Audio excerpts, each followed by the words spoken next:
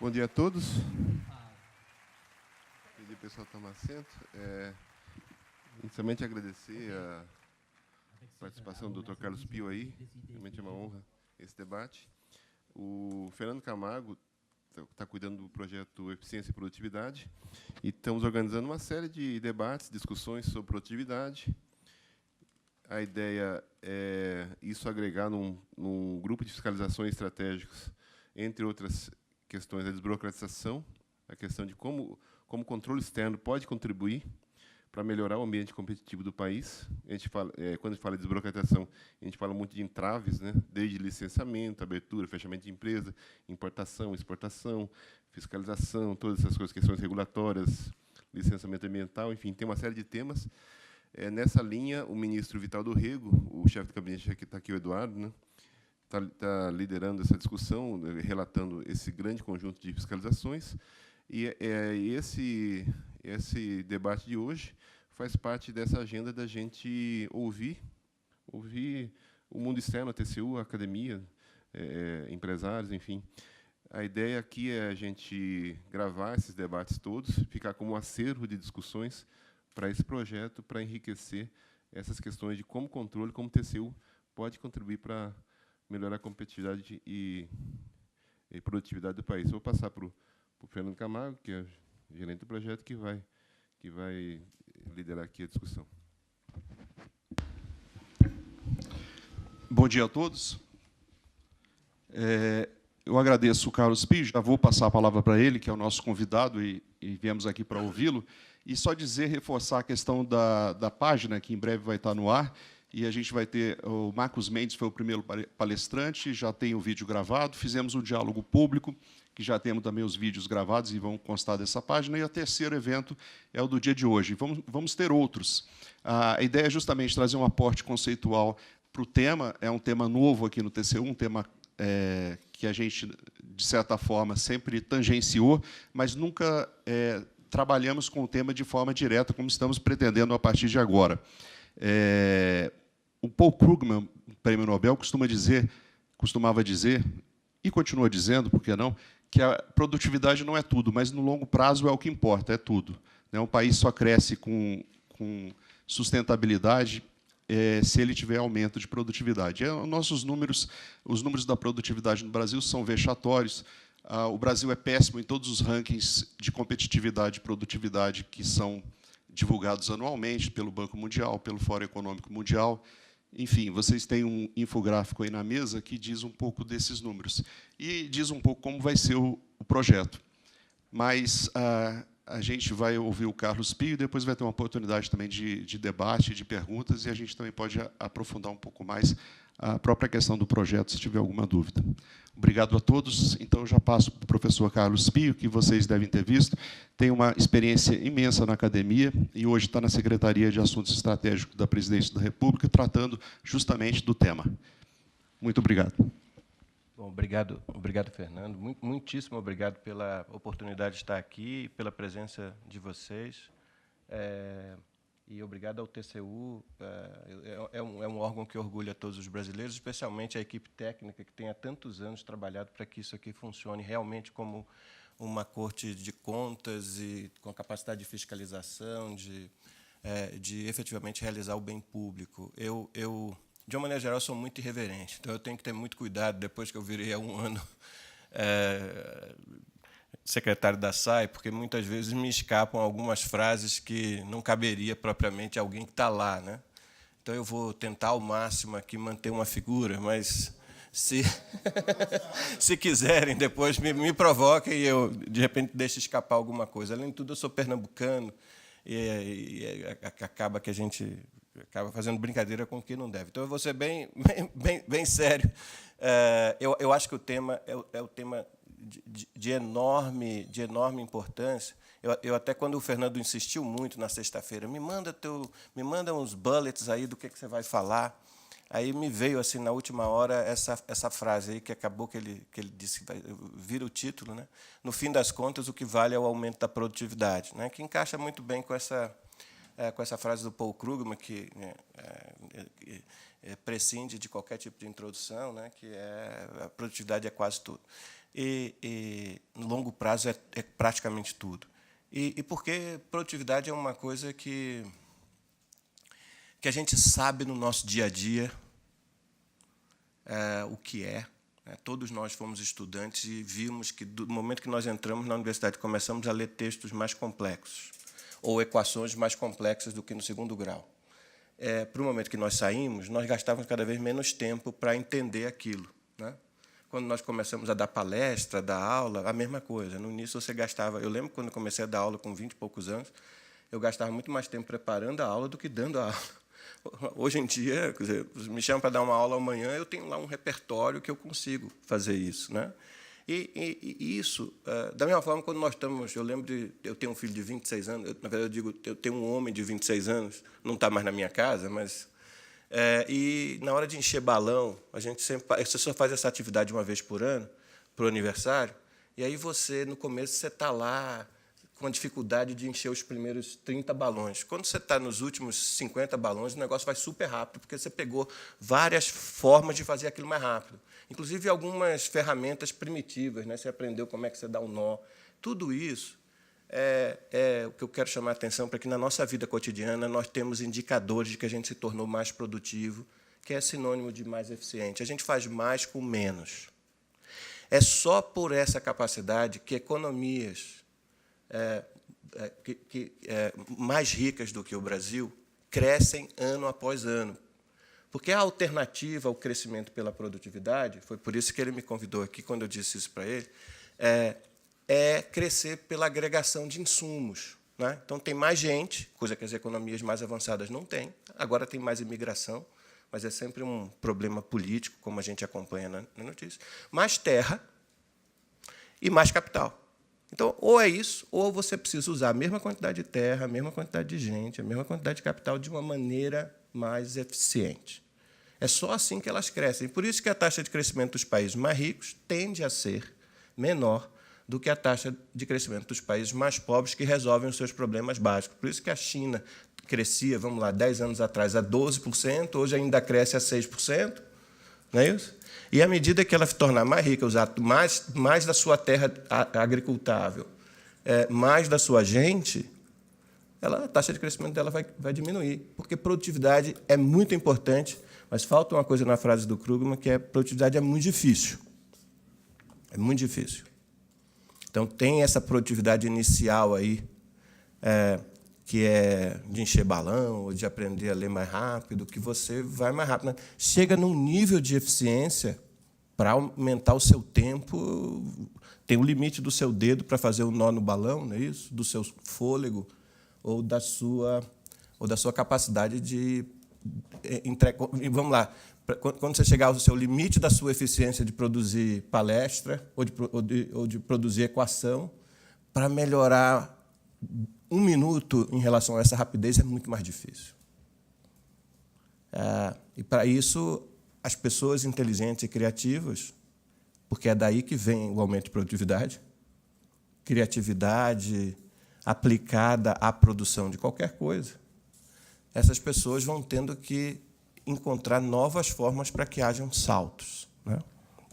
Então, no fim das contas, realmente vai chegar um limite nos países que crescem muito, e que só dá para crescer se tiver aumento da eficiência. E uma frase que eu não usei aqui, mas que também foi algo que nós comentamos por e-mail, que seria uma coisa interessante, e que é parte da minha experiência como acadêmico e da minha experiência como governo no último ano. A frase dizia mais ou menos assim: políticas que criam obstáculos ao aumento de... Como é que era? Políticas que reduzem a produtividade, reduzem a produtividade. Certo? Nós não podemos esperar resultado diferente sobre a capacidade de gerar eficiência e riqueza se a gente cria obstáculos à capacidade de gerar eficiência e riqueza. Então, todos os obstáculos existentes aí ao aumento de produtividade diminuirão a produtividade. São efetivos. Não tem outra dúvida. Certo? E quando eu falei isso para a minha equipe, eles falaram assim, mas chefe, isso aí é o básico. Eu falei, não, mas as pessoas lá são inteligentes. Eu falei assim, eu dou vários exemplos que nós acreditamos, porque a gente tem o nosso lado que a gente aprende o que é mais eficiente, e tem todo um outro lado nosso que quer defender as ineficiências. Vocês encontram isso todo dia nos seus trabalhos, seja no Senado, acho que no TCU tem mais ainda, apesar de que tem muita massa crítica no Senado, como a gente estava falando, né, Tancredi? Então, assim, eu acho que a gente, todas as vezes que nós olharmos para uma configuração de políticas públicas, uma configuração de regras, regulamentos, incentivos, a grande questão do ponto de vista do conjunto do país é qual o impacto que isso tem sobre o incentivo para as pessoas gerarem riqueza. E aí pessoas mesmo, são os indivíduos como nós espalhados em todas as organizações que há. E os indivíduos como nós, alguns de nós que, em alguma medida, trabalham sozinhos de alguma forma. Então, qualquer desincentivo a trabalhar mais e trabalhar melhor, de forma mais criativa, tenderá a gerar menos trabalho criativo, menos inovações. E isso vai desde o regime previdenciário, até as regras trabalhistas, até os incentivos para as indústrias, as empresas ineficientes não quebrarem jamais. Está espalhado pela nossa vida, né? Eu tenho assento no grupo executivo da Camex. E uma das coisas que eu me deparei, eu já sabia disso como acadêmico, mas é diferente quando você vê as coisas acontecendo na prática. No meu cotidiano, é uma defesa absurdamente rígida à produção nacional. E aí, quando a gente fala em produção nacional, a alternativa parece ser horrorosa, né? Ou você tem produção nacional, ou você tem, sei lá, dependência, está na cabeça das pessoas, você tem que comprar dos outros. A gente compra dos outros todo dia, né? E não nos parece uma dependência absurda, problemática. Nós saímos de casa e compramos um monte de coisa dos outros. O problema é a gente não considerar a que custo vem o incentivo a esta específica produção nacional. E que custo que isso tem sobre a produtividade deste setor e deste país como um todo, né? Então, nenhum de nós gosta de sair de casa para comprar mais caro e de pior qualidade. A gente sempre está procurando onde tem o de melhor qualidade e mais caro, né? Com a crise que nós passamos recentemente de abastecimento, ainda há essa discussão, né? Hoje mesmo, no rádio, na CBN, vários de vocês escutaram um morador, não sei se era do Recanto das Emas, aqui no Distrito Federal, dizendo: imagine, eu comprei um botijão de gás a R$100. Não foi isso? É horrível R$100. E quanto menos reais as pessoas têm, mais R$100 representam da sua renda. Então, você tem uma troca aí complicadíssima. As alternativas para reduzir esse botijão de R$100 podem implicar não dar incentivos à produção local de botijão de gás, mas a ter o acesso mais amplo a botijão de gás, né? Então, nós sempre estamos buscando essa relação entre o mais barato de melhor qualidade na nossa vida, né? E isso as empresas também têm. Eu estava falando para o Fernando, quando eu estava preparando a apresentação aqui, eu fiquei muito em dúvida sobre o que fazer, que chapéu vestir, né? Se era um chapéu assim, e a introdução dele me deixou mais tranquilo, que eu acho que fiz a escolha certa. Uma coisa mais conceitual e dizer, olha, o que é produtividade, por onde caminha, quais são os problemas e qual a importância disso, foi o que eu fiz. E a outra, que era o que a minha equipe queria que eu fizesse, era assim, não, pega tudo que a gente já publicou sobre produtividade e leva lá para eles, né? Então, eu vou tentar juntar as duas coisas, só para mostrar para vocês que, desde que eu entrei na Secretaria de Assuntos Estratégicos, quando ela foi recriada o ano passado, a primeira coisa que eu pedi à equipe foi, vamos dizer como é que a gente pensa que a economia funciona. Vamos dizer para todo mundo, e vamos dizer para nós próprios, o que orienta o trabalho desta secretaria. E aí nós publicamos um texto que se chamava Uma Agenda da Produtividade, o desenvolvimento econômico, né, como o interesse público. E é mais ou menos isso aqui, né? A produtividade é o interesse público.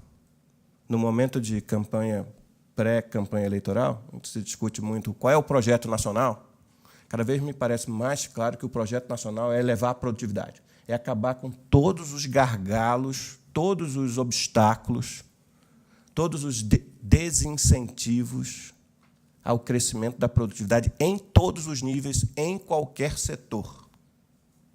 E eu acho que a minha grande, talvez, contribuição a essa discussão, talvez seja chover no molhado, mas, de novo, foi o que mobilizou o Fernando a me chamar aqui, é que nós precisamos entender a diferença entre os incentivos que criamos à produção nacional de qualquer coisa e os desincentivos que esses primeiros geram à produtividade. A gente só fica mais rico ao longo do tempo se a produtividade aumentar. Se a produção aumentar, não tem garantia de que o conjunto do país fica mais rico. Certamente, quem está recebendo os incentivos fica melhor, certo? Mas o conjunto do país não fica melhor se o governo escolher este ou aquele setor estratégico. Porque, vejam lá, carro é estratégico, mas nas medidas que promovem, as mesmas medidas que promovem a produção local de carros, aumentam o custo do carro para todo mundo que usa ou potencialmente usaria automóvel e não pode usar, ou usa menos. Eu vou dar e esse efeito é agregado, ele se distribui no território nacional, perversamente. Eu fico procurando qual é o estado brasileiro que não tem nada da indústria automobilística. Pode ser que eu esteja errado, mas o Maranhão é um deles. Uma panificadora no Maranhão não tem nenhuma relação com a produção de veículos no país. Certo? Ela é potencialmente compradora de veículos. Mas quanto mais caro o veículo para ela, menos veículos ela compra, mais defasagem para ela renovar a sua frota de veículos. E todo o efeito agregado disso para a economia da cidadezinha onde ela estiver, no Maranhão. Ninguém tem nada a ver com a indústria automobilística, só são compradores de carros, potencialmente, ou eventualmente até trabalhadores associados aos carros que foram comprados. Então, quanto mais caro o veículo, pior para a panificadora do Maranhão. Para não falar nas empresas que alugam veículos, para as empresas que lidam com veículos das diversas formas que a gente imagina, né? De lavar, consertar, pilotar e assim por diante. De tal modo que você pode aumentar a produção local de uma coisa, que parece estratégica, e piorar a produtividade geral da economia. Exatamente porque o acesso àquela coisa fica mais difícil. Então, a gente escreveu esse documento que chama, dizer que a produtividade é o interesse público. O modelo de desenvolvimento assentado na produção local, que é o que a gente tem hoje, cria desincentivos ao crescimento da produtividade. E só a produtividade conta no longo prazo. Então, nós estamos adiando o longo prazo quando a gente faz isso. O longo prazo fica mais distante. Depois a gente fez um argumento sobre abertura comercial.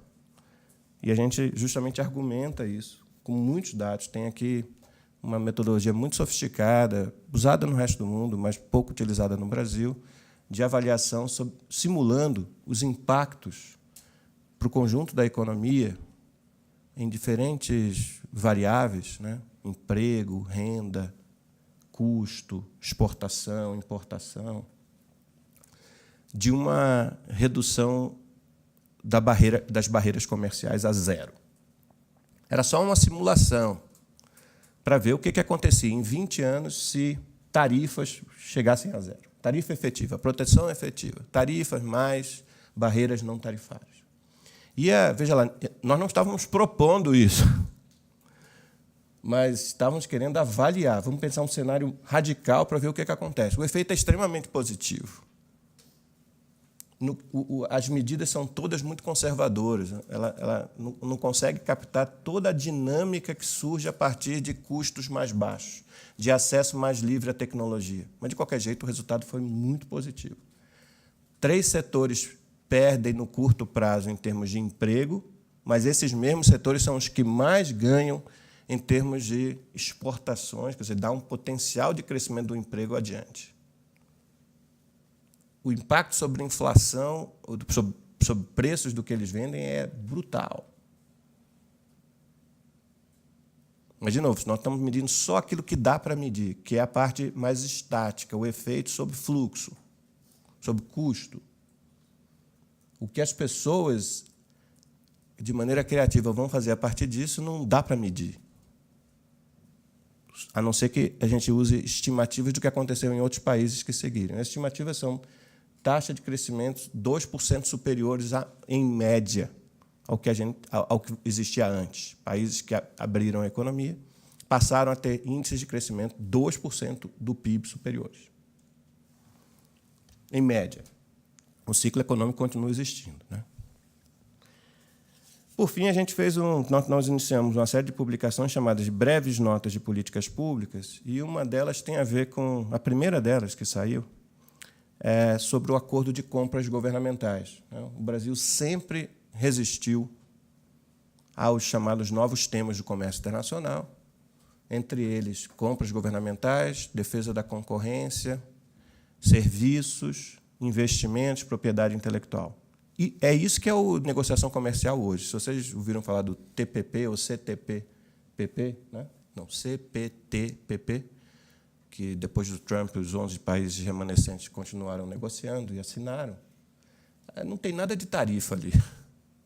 É porque nós ainda mantemos a proteção tão alta, que é o nosso segundo documento, que a gente ainda fica querendo negociar a tarifa. O mundo que negocia comércio, e não é país desenvolvido apenas, né? Nesse novo bloco aí você tem Chile, Colômbia, Peru e México, da América Latina, você tem Brunei, de novo, você tem Vietnã, não estamos falando só de país rico. O que estão negociando são esses novos temas. O Brasil sempre se negou a isso. O Brasil começou a fazer acordos de compras governamentais. Vocês devem estar acompanhando isso aí. Fizemos com o Peru e agora assinamos com o Chile. Mas a gente faz da maneira do velho Brasil fazer. Quando a gente discute compras governamentais num tribunal de contas, é para economizar, não é isso? É isso que os caras pensaram. Vamos aumentar a concorrência no espaço doméstico de compras governamentais para que o governo compre mais barato. Também, obviamente, para você estimular o comércio internacional, é óbvio. Mas é o comércio internacional permitindo compras mais baratas. Países que, eventualmente, tenham crise fiscal querem comprar mais barato. Mas há países como o nosso que vão negociar compras governamentais priorizando não as compras, mas as vendas. Estou imitando aquela minha frase de que obstáculos à produtividade, né, criam obstáculos à produtividade, né? Medidas que reduzem a produtividade. Eu tenho uma outra palestra aí para fazer, que compras governamentais é sobre compras, não é sobre vendas. Então, você vai negociar compras com outros países porque você quer comprar mais barato. O governo brasileiro, tudo pela produção nacional, vai negociar compras querendo abrir o mínimo possível do seu mercado de compras para supostamente enganar o parceiro. Desculpa, eu não devia dizer. Desculpa, está aí a minha... Não me controlei. Para negociar com parceiros para querer vender mais para eles. Certo? Quem já negociou na frutaria, na feira livre, sabe que o cara do outro lado sabe como é que você está jogando, certo? Você chega lá e desdenha do produto. Ah, isso aqui não está tão bom. Como é que eu sei que esse limão está bom? O cara diz assim, tá bom, compra. Ou ele mesmo já abre um limão e te mostra o que eu tenho aqui. Então, se você não quer abrir o teu mercado de compras, vai negociar com outro, ele também não vai abrir o mercado de compras dele. Então, as negociações são tão pífias para compras, por isso que a gente começou com, olha, a gente quer vender, né, supostamente, na cabeça do planejamento. Mas aí ele vai negociar para vender para o Peru, em primeiro lugar, depois o Chile. Ele não foi querer vender para a China. Vamos fazer um acordo de compras com a China, de onde a gente cada vez mais compra. Mas na China você não consegue vender desse jeito, porque é preço e qualidade. Tem muita corrupção, como em vários outros países em desenvolvimento, mas preço e qualidade. A economia brasileira tem preço e qualidade para vender para a China? Tem, commodity, mas isso o governo da China não compra. Compram empresas que vão fazer isso. Então, a gente está falando de compras governamentais, é isso aqui, né? É o microfone, é a televisão, é o aparelho eletrônico, é o papel, é a impressora. O Brasil não vai vender isso para a China, né? Mas a gente acha que, como a gente vende isso para o Uruguai, Paraguai e Argentina, porque estão presos num arranjo do Mercosul, e o Mercosul fechou um protocolo de compras,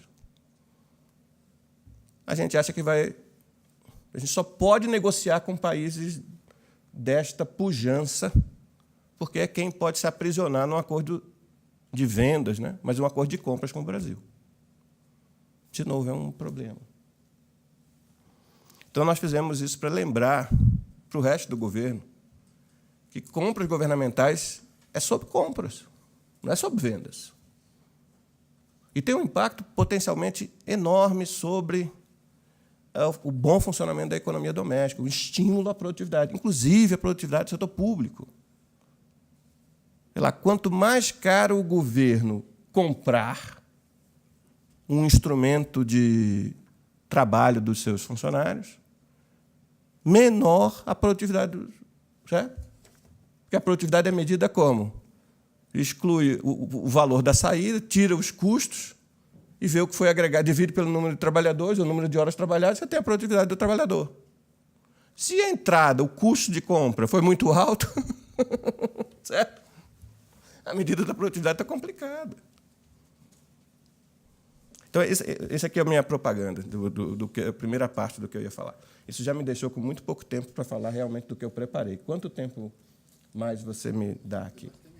A gente tem até o meio-dia aqui, Carlos. Fique à vontade. Não, mas eu não vou falar. E só fazendo uma propaganda também do futuro site, todo esse material da SAI vai estar lá no nosso Ótimo, site. que maravilha. Já está todo catalogado para estar no site. Que ótimo.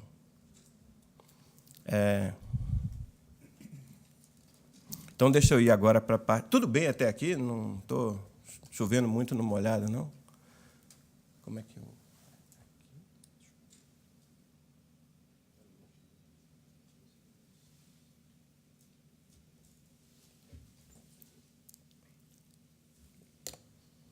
Ou será que é aqui? Aqui tem que ligar? Será? Tem que ligar aqui? Não. Acho que aqui não. Deixa eu ver lá. Aqui?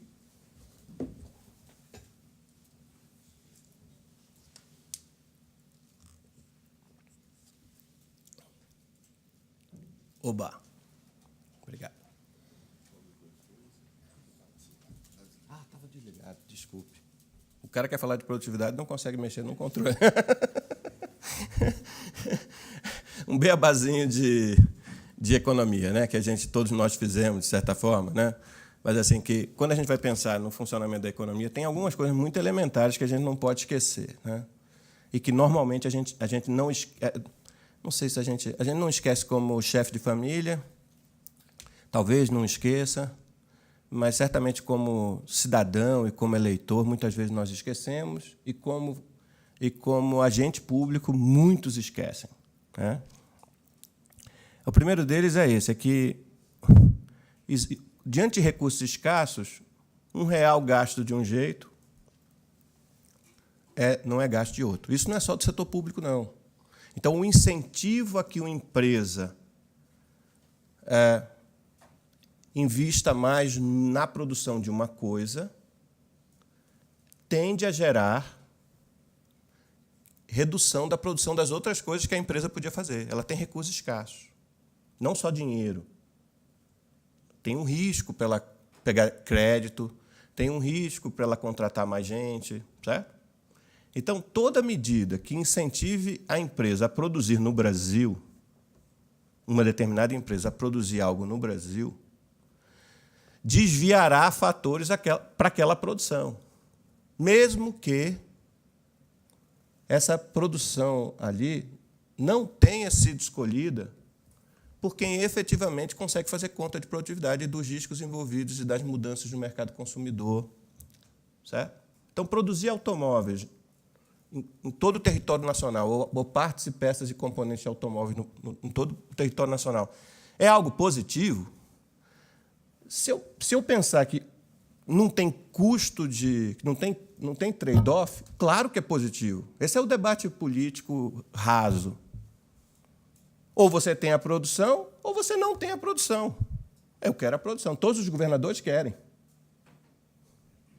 Porque você quer automóvel parece que é uma coisa boa, né? Mas você quer um estádio para a Copa? Lembra? Todos os governadores querem estádio para a Copa, não é isso? Foram pouquíssimos os que não quiseram e foram super criticados politicamente lá dentro dos seus estádios. Acho que Pará não quis, e tinha outros, obviamente, alguns estados que não tinham cacife para isso. Não é surpresa nenhuma que se construíram estádios em lugares que turisticamente eram atraentes, mas que não tem futebol. Não precisa ir muito distante daqui. Mas a Arena Cuiabá, a Arena Amazônia, quer dizer, não tem jogo. Porque, aparentemente, não tinha custo. Só tinha o ganho. Vai ter emprego gerado, vai ter renda gerada, e vai ter um estádio no final. E não se deixou de fazer nada. Essa não entrou na computação do que você deixa de fazer ao fazer aquilo, né? E isso precisa ser considerado, né? É isso que os economistas chamam de custo de oportunidade. Para todos nós, para o Estado, para as diversas regiões administrativas, áreas não, para os diversos níveis administrativos, e não apenas orçamento público, mas também orçamento público. Priorizar, incentivar a alocação de recursos, não só financeiros, numa área significa deixar de priorizar, fazer escassearem recursos para outra coisa. Então, isso não tem escapatória. Não tem como não ser assim. Ah, mas você consegue um empréstimo. Vai ter que pagar mais do que tomou emprestado no futuro. Né? Isso é sentido. Ah, mas os bancos... É assim que quando você vai pegar dinheiro emprestado, você já sabe disso. Vai ter que pagar mais. Então, não tem escapatória a custo e oportunidade. E nas políticas públicas, todo mundo que está discutindo o impacto de políticas públicas e tal, saiu agora uma nova diretriz da Casa Civil, interessante, todo mundo está dizendo que precisa incorporar a ideia de custo e oportunidade. O que deixará de fazer? Uma tentativa de fazer isso... Fazer avaliação ex ante, né? Ex ante, exatamente.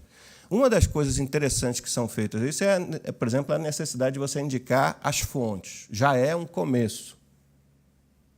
É extremamente importante. Não sei se é insuficiente, não, mas é extremamente importante dizer. Ainda não é, obviamente, a regra efetiva. Mas, assim, uma outra discussão também sofisticada é o que deixou de ser feito ao mobilizar o recurso para ir. Isso aqui é uma coisa mais...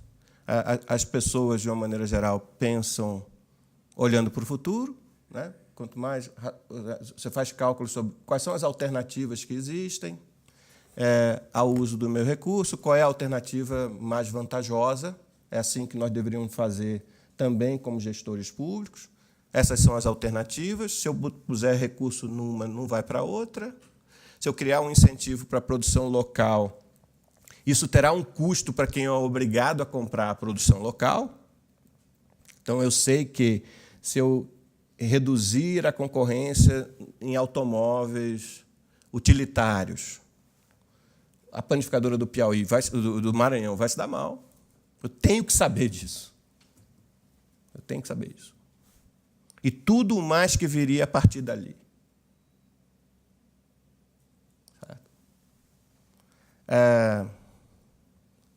As pessoas, inclusive as que estão dentro das empresas, buscam esses incentivos. Onde é que estão os incentivos? Onde é que eu ganho mais? Onde é que está a melhor aplicação? Onde é que está o subsídio? Onde é que está o crédito mais barato? Onde é que tem a maior desconto tributário? Da mesma forma que a gente fica procurando anúncio de jornal para saber onde é que tem o botijão de gás mais barato. Ou, 2 semanas atrás, era qual é o posto que tem combustível, não é isso? A gente ficava procurando, grupo de WhatsApp, a minha mulher ficava louca atrás de mim. Chegava uma notícia para ela, eu falava assim, se essa notícia chegou a você, todo mundo já sabe, não adianta achar que só tem 20 carros, a gente não sabe nem a origem dessa notícia, né? Quando foi, se foi, né? Aí você escuta na rádio CBN, tem um posto lá no CIA que tem combustível. Pô, não fui só eu quem escutei, né? Se eu estivesse passando por lá, fantástico, mas a distância, daqui que eu chegue lá, ela ficava bravíssima comigo, eu deixei o carro no coisa, eu já usava Uber, agora você usa Uber também. Deixa as pessoas que precisam mais de combustível. Mas, de novo, é uma coisa assim de você entender essa dinâmica mais complexa do mundo, né? A troca. Comércio... Depois eu vou fazer uma brincadeira mais à frente. Todos nós somos, de certa forma, anticapitalistas e tal. Então, comércio é uma palavra feia para caramba. A troca. Nós trocamos várias... Troca econômica, né? Trocamos, e ela só ocorre, a troca só ocorre quando a gente acha que sai ganhando. Ou pelo menos que igualou, que você entregou dinheiro do que você recebeu, né? Quem tem filho pequeno, às vezes o filho volta para casa, eu troquei na escola, troquei no parquinho. Não sei se o meu tem 26 anos, se ainda é assim, mas deve ser, né? Então, e às vezes a troca, eu falo assim, puxa, como é que você trocou um negócio desse? Mas só ocorreu porque ele achou que era justo, fazia sentido naquele momento. E isso não quer dizer que a gente não tenha nada a dizer e conversar sobre aquilo, mas também tem que ouvir e conversar sobre que cálculo foi esse de justeza, de equidade, né, que você fez aí. E às vezes faz sentido. Eu já tenho tantos desses. Né? De uma maneira geral, os mercados são uma boa forma de organizar a atividade econômica, né? Porque os mercados operam com sistemas de preço. Quem lê os jornais hoje aqui, além de ouvir a CBN, viu o problema de interferir no mercado de preços, né? Estamos falando dos fretes, aí, carreto. É o problema, porque ninguém sabe qual é o preço. Todos nós, ou então a gente ouve essas coisas, qual é o preço justo do bujão de gás hoje? Em circunstâncias normais de temperatura e pressão, eu acho que o último que eu comprei foi R$ 85,00 antes da crise. Para mim, com o meu nível de renda, de onde eu moro na cidade, eu vi a notícia que eu me referi há pouco, se eu não me engano, era no Riacho Fundo, de R$ 100, para mim não me pareceu horroroso. Para a pessoa do Riacho Fundo que comprou eventualmente a 60,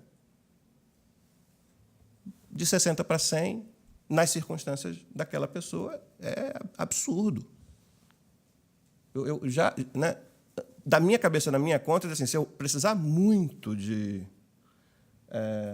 botijão de gás, eu souber que no Riacho Fundo está a 100, eu me disponho a ir lá e trazer para mim. É claro que não é a mesma coisa de comprar no fornecedor ali da barraca da 107 Norte e tal.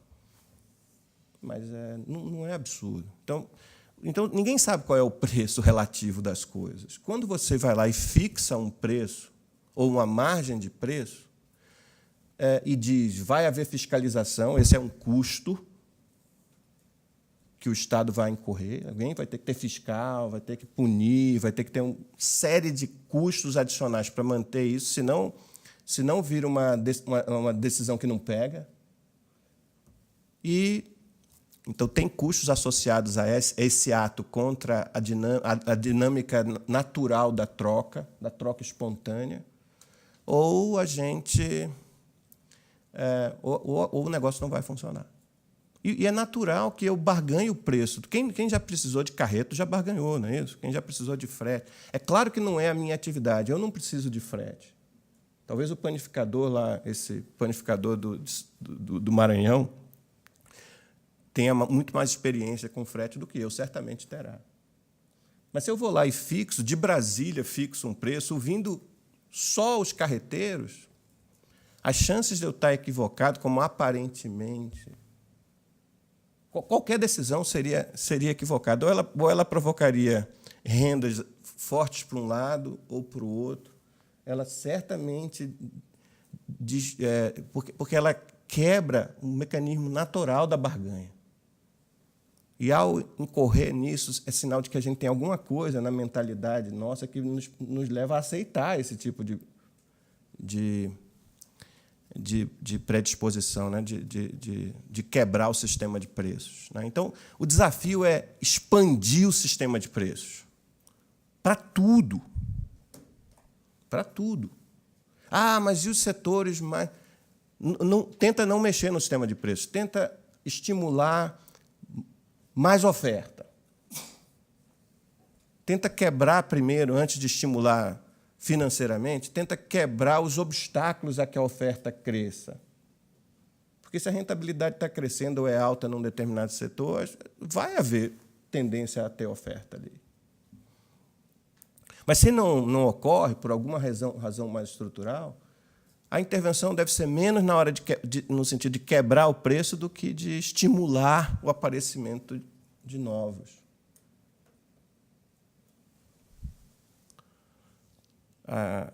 E é por isso que eu estou dizendo, em algumas vezes o governo tem espaço para melhorar os resultados, melhorar essa troca. Aqui começa o tema pela primeira vez, quer dizer, o padrão de vida do conjunto das pessoas do país melhora à medida em que cada uma dessas pessoas consiga trabalhar mais, trabalhar melhor e se deslocar para produzir aquilo que paga melhor. Nas circunstâncias de nível de educação, de capacidade de trabalho, idade de cada um. Então, eu passei da idade de querer ser astronauta. Astronauta ganha muito. Ou então, médico, sei lá, que faz cirurgia plástica, ganha muito dinheiro. Eu passei da idade. Daqui que eu consiga me formar nisso, ter reputação, para começar a operar, já foi. E, muito provavelmente, a minha falta de exercício no que é necessário nos últimos 50 anos já não me permitem esperar que a minha reputação será alta daqui a, sei lá, 15 anos, quando eu me formar cirurgião plástico. Então, esse caminho acabou. Uma pessoa que não terminou o 2º grau também não tem esse caminho aberto. Mas, como nós sabemos, quer dizer, assim como nós barganhamos preço de botijão de gás, hortaliças e tal, existem preços diferentes, existem carreiras diferentes lá fora para a gente explorar. Existem regiões do país diferentes lá fora para a gente explorar. Com as minhas habilidades, para onde é que eu vou? Muitos de nós aqui, está uma conversa de novo com o Tancredi ali há pouco, as pessoas se aposentando e tal. Então, assim, aposentando jovem, o que é que eu vou fazer daqui por diante? Onde é que eu vou? Então, de novo, tem lugares onde a qualidade de vida e rendimento vai ser maior com o mesmo negócio de outro lugar. Então, se houver algum tipo de barreira que eu me dirija a esses lugares onde o conjunto de renda potencial e bem-estar for melhor, se houver algum passaporte interno que me diga paulista não pode explorar pousada no interior, no litoral baiano, existe país que é assim, tá? Mas se existir algum tipo de restrição dessa natureza, a produtividade potencial de pousadas no litoral baiano vai ser menor do que poderia, a oferta de quartos será menor do que poderia, e a minha renda potencial, eu não sou nem paulista, como eu já disse para você, mas desse paulista também diminui, se aquela fosse a atividade que essa pessoa vislumbrou como sendo a mais rentável para ela. Isso é um exemplo estapafúrdio, mas simplesmente para a gente pensar que qualquer obstáculo, de novo, obstáculos ao crescimento da produtividade reduzem o crescimento da produtividade.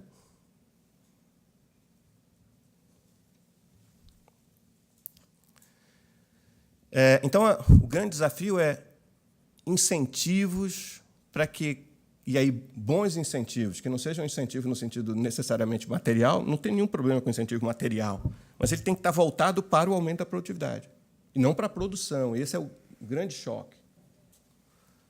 O aumento da produtividade, quer dizer, criar incentivos para que as pessoas estejam continuamente pensando ou intervindo para se tornar mais produtivos, fazer mais com menos. Se eu faço mais com menos, qualquer atividade que eu desempenhe, potencialmente a minha renda aumenta. Porque eu faço em menos tempo, eu faço com menos insumos, e me sobram tempo, insumos, para fazer de novo em outro lugar por mais renda. Não é isso? E aí, independentemente de ser um consultor, professor, trabalhador com um nível de qualificação mais baixo, a ideia aqui é, vai lá, faz melhor, faz melhor, faz mais e você tem mais renda. As conversas que alguns de nós tivemos, ou todos nós tivemos, com motoristas de Uber, não é isso? O que você fazia antes? A vida está boa, melhorou. Você está tendo que trabalhar mais ou menos do que trabalhava antes para ganhar a mesma renda. Não tiveram essa conversa com o cara? Um pouco de curiosidade sobre a vida do outro que está ali, né? E a gente aprende várias histórias, inclusive pessoas que se organizam como microempresa, pessoas, há pouquíssimos. Como é que você paga as peças que quebram? Eu boto no meu cartão de crédito. Eu falei, cara, ó, deve ter vídeo de YouTube que ensina como gerenciar um Uber como microempresa. Se você está tirando do teu... Né? Eu não sei, eu não gerencio nada, eu gerencio uma equipe de funcionários públicos. Mas, digamos, me parece que você precisa começar a olhar isso como uma microempresa, senão, no dia que você parar para o carro ser consertado, quando você tirar férias, como é que fica a tua renda? Você está se preparando para isso? E tem outras pessoas.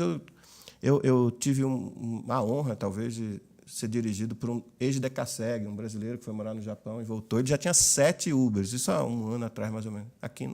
E estava comprando uma Mercedes, porque ele disse assim, que ele ganhou tanta experiência, por causa que ele fala japonês, ele fez acordo com a Embaixada do Japão, então ele carrega a gente na Mercedes. Então, assim, não sei se vai dar certo, como a gente não sabe para nenhum negócio se vai dar certo, mas, digamos, é uma mentalidade mais empreendedora.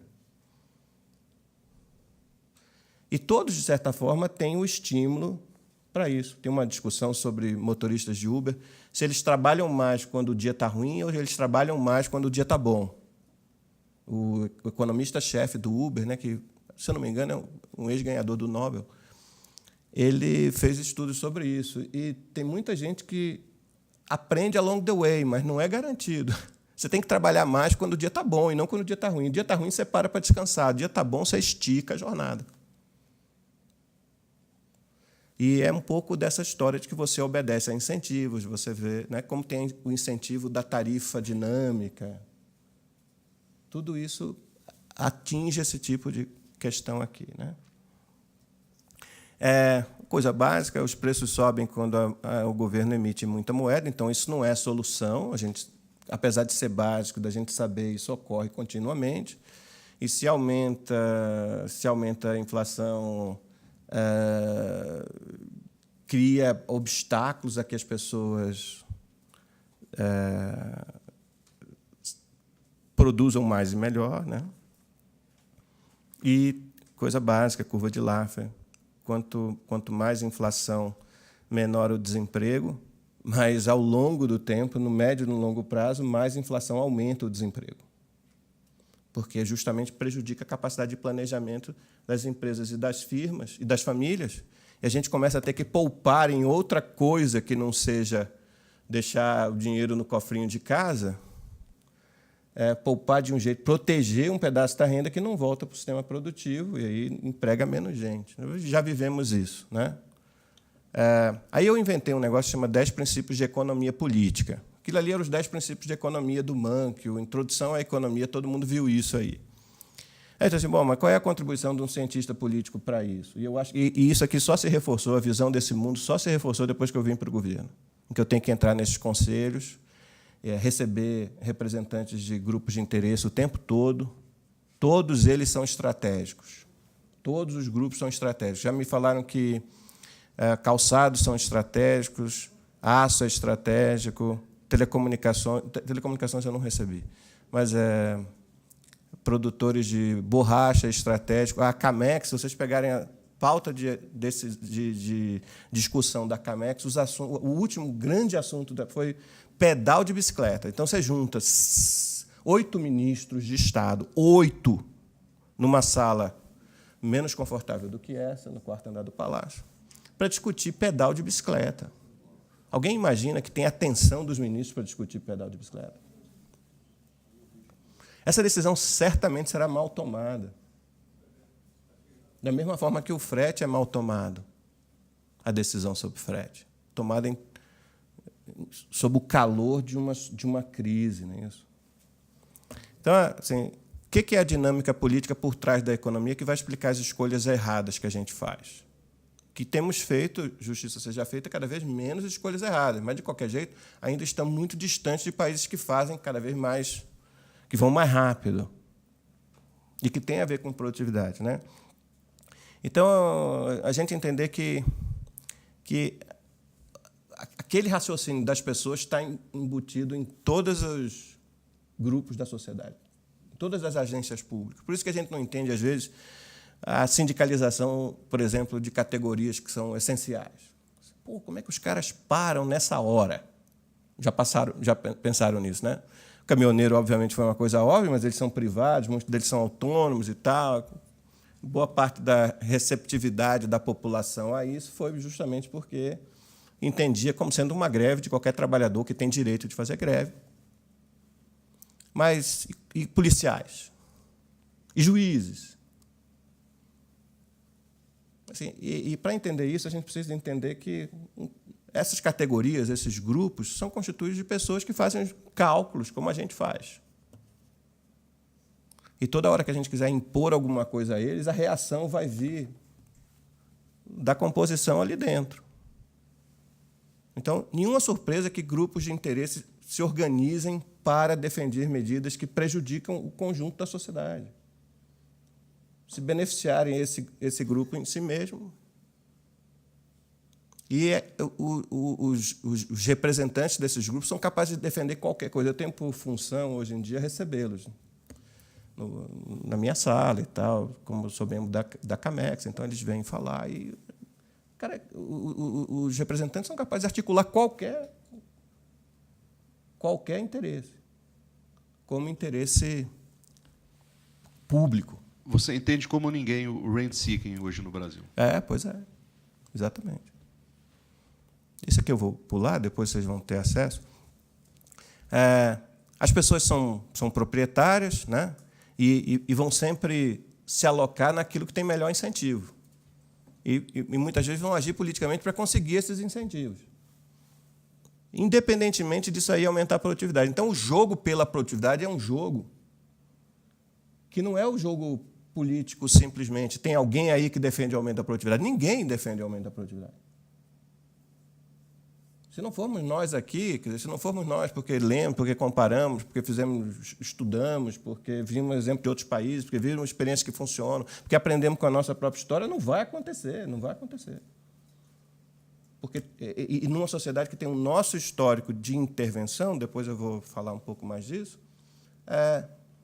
todo o debate público é um debate sobre privilégios, né? Sobre quem consegue uma fatia do bolo para si, se arvorando a condição de estratégico. Eu sou estratégico.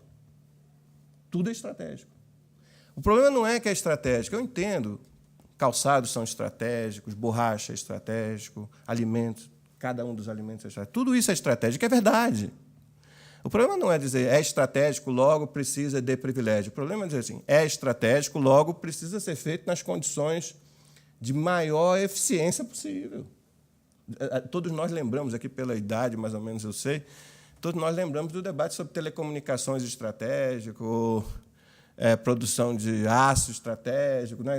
É estratégico, tinha que continuar sob as mãos do Estado.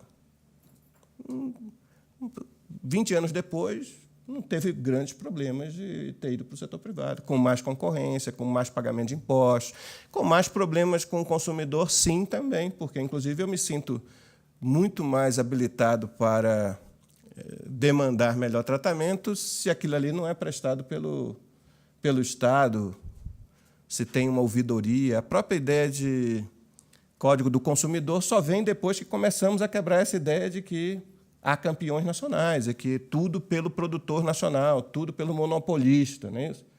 Não faria nenhum sentido se você dissesse nós queremos gerar empresas estatais, nós queremos garantir as condições de funcionamento das empresas estatais e, ao mesmo tempo, tivesse um Código de Defesa do Consumidor.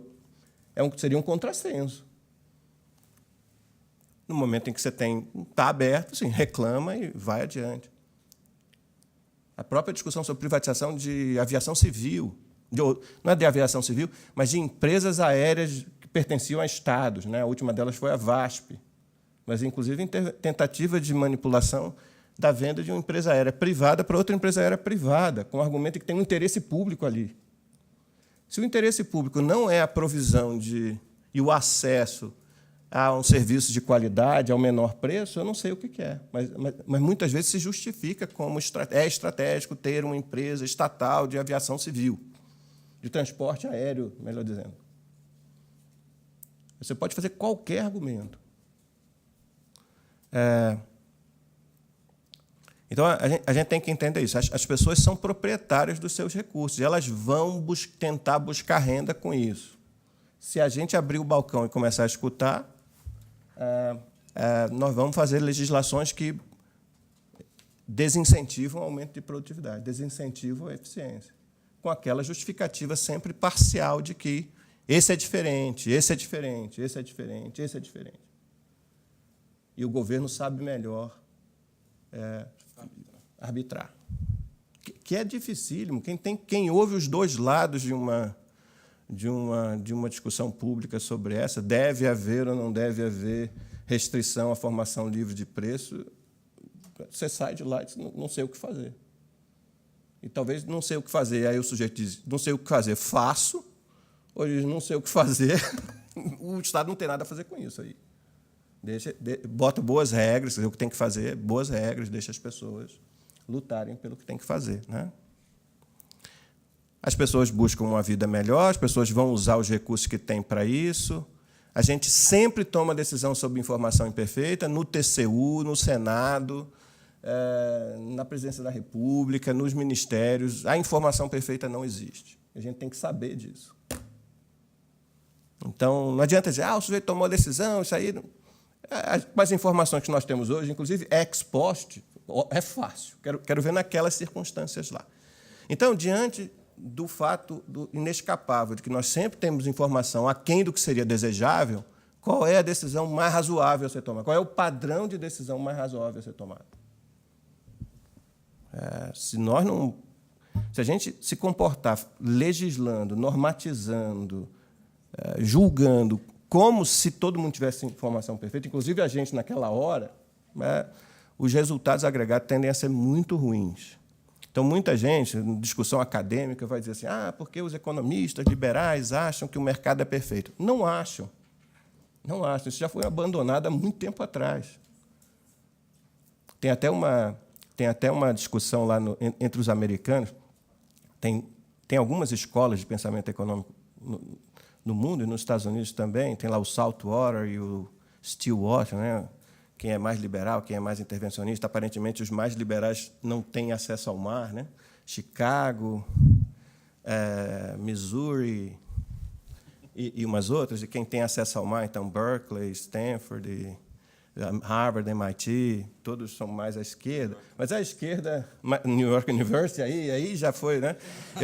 Eu fui a Berkeley, quando eu fui lá, quando eu entreguei, uma brincadeira, entreguei para o oficial da imigração americana, ele abre a tua carta de aceite, né, na hora. Eu nunca tinha visto.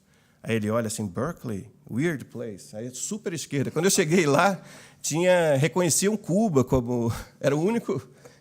Chama-se República Popular e Socialista de Berkeley, né? Então, bem representativo disso. New York University é outra, né? Mas a discussão lá tem uma brincadeira entre os liberais que dizem assim, George Mason é liberal, tá na região de Maryland, né? E eles dizem assim, Chicago acredita que o governo não funciona e o mercado funciona. E, por isso, reformas para o mercado.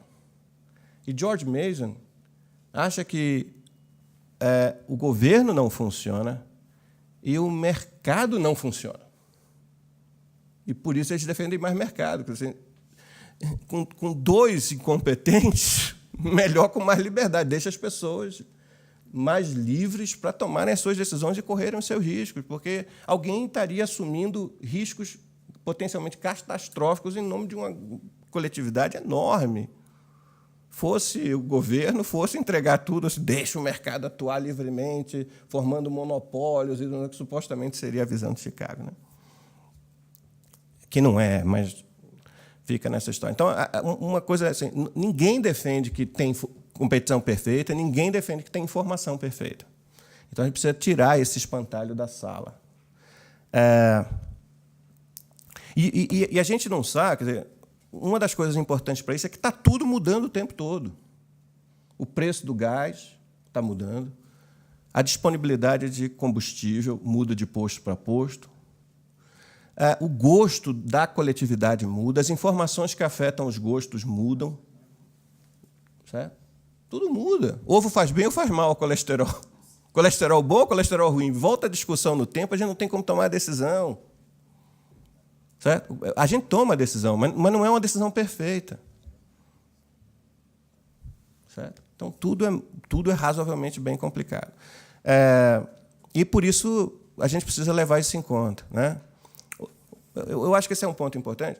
Quer dizer, de uma maneira geral, as pessoas dizem assim, a política corrige o mercado, ou está lá para corrigir o mercado. E se esquece que a política... Por que o governo falha na visão dos liberais? É que a política também é um instrumento de distribuição de renda. Não no sentido de Robin Hood apenas, né, dos ricos para os pobres. No sentido inverso, muitas vezes, também. Certo? Em alguns lugares mais do que em outros. Então, se a gente não entender que a política, o processo político, o processo de regulamentação, o processo de representação de interesses, o processo de decisão pública, o processo de avaliação e julgamento, tudo isso tem impacto sobre quanto de renda diferentes grupos recebem, a gente vai ter uma visão muito idílica da política. E que a gente tem na nossa sociedade. Enquanto talvez os americanos tenham uma coisa de dizer assim, tira o Estado daqui, né? Não confio, deixa o Washington longe da vida da gente, a tal ponto de que nenhum das 13 colônias queria ter a União no seu território, tiveram que comprar um território lá para estabelecer o governo federal, porque ninguém queria, deixa esse negócio longe de mim. No nosso caso, muitas vezes, o problema é o oposto, é dizer, deixa o governo deveria fazer isso, o governo deveria fazer aquilo, o governo deveria fazer aquilo outro. Assim, cara, como é que o governo funciona? Toda vez que você falar em governo, eu vou pensar em figuras que todos nós temos na cabeça e que se aproveitam dos mecanismos de legislação, de decisão e assim por diante. Então, a gente não pode esquecer, tirar isso da figura. Né? A diferença é que o mercado, quer dizer, regras mais que permitam maior concorrência, que eu me apresente para concorrer, tendem a estimular mais produtividade. E a política tende a gerar mais rent-seeking. É a tua expressão aí. Então, quanto mais a gente disser... Veja lá, fugir da regulação pública é impossível. Então, também não tem ninguém aqui dizendo um mundo idílico em que as pessoas transacionam livremente, tem lá princípios éticos na cabeça, e são sempre... Isso não existe. Mas a ideia é... Então, se a gente não é inescapável, tem que haver regulação, que a regulação procure, ao máximo, ampliar as liberdades para as pessoas transacionarem. Porque elas vão transacionar. O problema é se elas vão transacionar à luz do dia... ou se elas vão transacionar por debaixo da mesa. Elas vão transacionar na escuridão do crime, do submundo. Então, regras mais claras, mais transparentes, que priorizem o fato de que as pessoas não têm informação perfeita, de que as pessoas não têm... que ninguém controla para onde caminham os custos, para onde caminham os gostos, para onde caminham as informações sobre o que você deve fazer da sua vida, ou o que as outras pessoas querem comprar. Então, deixa aqui, você vai lá e se apresenta como fornecedor, não. Ô, Carlos, só se você me permite um pouquinho, se você voltar à tela, é justamente nesse ponto da evidenciação do rent-seeking é que a gente acredita que o TCU tem um papel fundamental. Exato, exatamente. E rent-seeking é interessante, né? Porque... Eu demorei muito tempo para tentar explicar. Eu dava aula, dou aula ainda para meninos de 16 anos, né, 17, 18 anos. E agora eles têm smartphones que deixam a atenção ainda menos concentrada. De onde vem o rent seeking? Né? Quer dizer, o cara busca uma renda, alguns traduzem para o português como renda de privilégio. Eu vou lá e normatizo alguma coisa que diga a sua renda não obedece à dinâmica do mercado. da vida. Eu não gosto de mercado. Né? A dinâmica da vida da gente, da variação dos gostos da pessoa, da mesma forma da gente, quando quer fazer um armário em casa. Assim, alguém tem um bom marceneiro, né? O bom marceneiro a gente está disposto a pagar um pouco mais caro. Né? Mas ele entrega na hora, entrega. Aí você já diz, pô, eu vou pagar mais caro. Existe. Né? Então, assim, a ideia de rent seeking é a ideia de dizer o seguinte, independente da qualidade do teu frete, o preço mínimo do frete é tal. Mas entrega na hora, não sei, mas o preço mínimo é esse.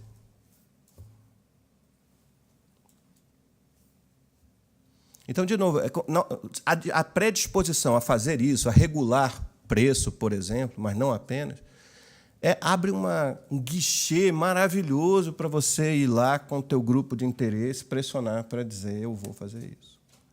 Né? Correto ou errado, mas tem alguns anteparos que alguns governos usam. Tem aquela história que a gente aprende nos filmes de que o governo americano não negocia com terroristas. Já viram isso várias vezes. Né? E a ideia é o seguinte, não abra o guichê. Não abra esse guichê, porque se for para negociar com o sujeito, aí aparece um monte de coisa que eu tenho que negociar. E nesse caso aí, a minha posição é intolerante. Eu vou tentar livrar ao máximo os reféns, preservar a cabeça fresca, mas não vou abrir um balcão de negociação. Que é a história do moral hazard, tudo que vem a partir daí. Né? Porque é um estímulo à organização para pressionar e buscar uma renda de privilégio.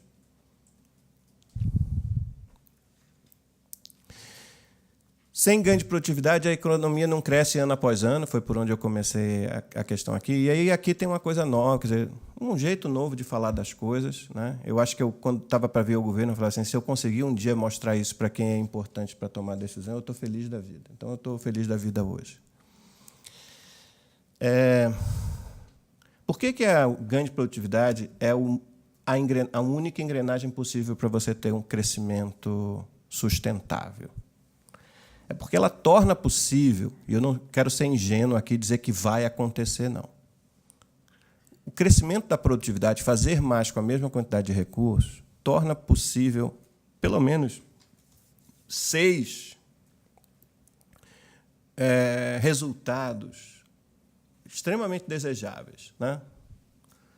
E está pela ordem de quem toma a decisão, praticamente, de quem toma as decisões mais importantes. Então, se a produtividade cresce, eu consigo fazer mais com menos, quer dizer, eu consigo economizar alguns recursos, alguns insumos, o empresário lucra. E esse é um motor importantíssimo, inescapável. É por isso que ele existe, é para isso que ele investe.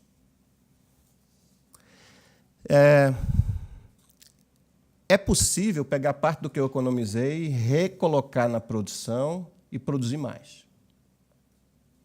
Se eu achar que vou vender mais do que eu vinha vendendo, eu pego parte dos recursos que eu economizei, parte do lucro que eu ia embolsar e eu produzo mais. É possível, mantendo lucros mais altos, aumentando a produção, aumentar o salário real dos trabalhadores. Ele não vai falar isso, ele não vai fazer isso, o empresário, porque é bonzinho. Não tem nenhuma assunção aqui de que o empresário é melhor do que qualquer um de nós. Mas se eu precisar pagar mais salário para ter mais produtividade, para produzir mais, para lucrar mais, eu pago mais salário. Não tem problema nenhum com isso. Então, parte do meu ganho de produtividade pode ser usado para aumentar meus lucros, para aumentar a produção e, simultaneamente, para aumentar salários reais. Não quer dizer que são dos mesmos trabalhadores.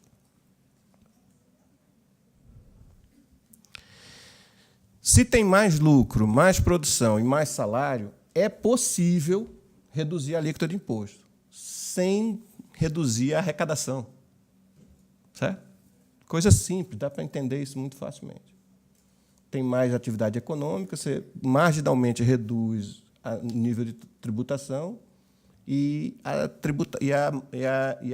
arrecadação não cai. Pode até aumentar. Há uma discussão aí. Mas certamente pode não cair. Tem mais atividade econômica. Por que ele faria isso? Eventualmente, para fomentar mais atividade econômica.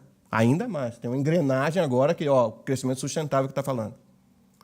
Além de tudo isso, o empresário pode baixar preço. O empresário nunca quer baixar preço. O empresário não quer fazer nada disso aqui, necessariamente. Ele faz porque ele vê algum potencial de ganho maior ou a sustentação dos seus ganhos maiores. Então, se eu achar que, ao produzir mais, se eu puder atingir camadas de consumidores com um nível um pouquinho mais baixo, e isso vai me fazer lucrar mais, eu vou fazer isso. É um caminho para perseguir. Então, é possível baixar preços. E pode ser uma estratégia, muitas vezes é uma estratégia empresarial ganhadora. Se os preços estão caindo, você não precisa de taxa de juros no mesmo nível para manter a inflação sob controle. Então, é possível, nesse mesmo universo aí, trabalhar com juros mais baixos. É assim que o mundo desenvolvido funciona. Preços caindo, você tem tendência à inflação caindo, é isso que viabiliza queda de uma parte dos juros, para manter a inflação sob controle. Aumento de exportação, aumento do consumo.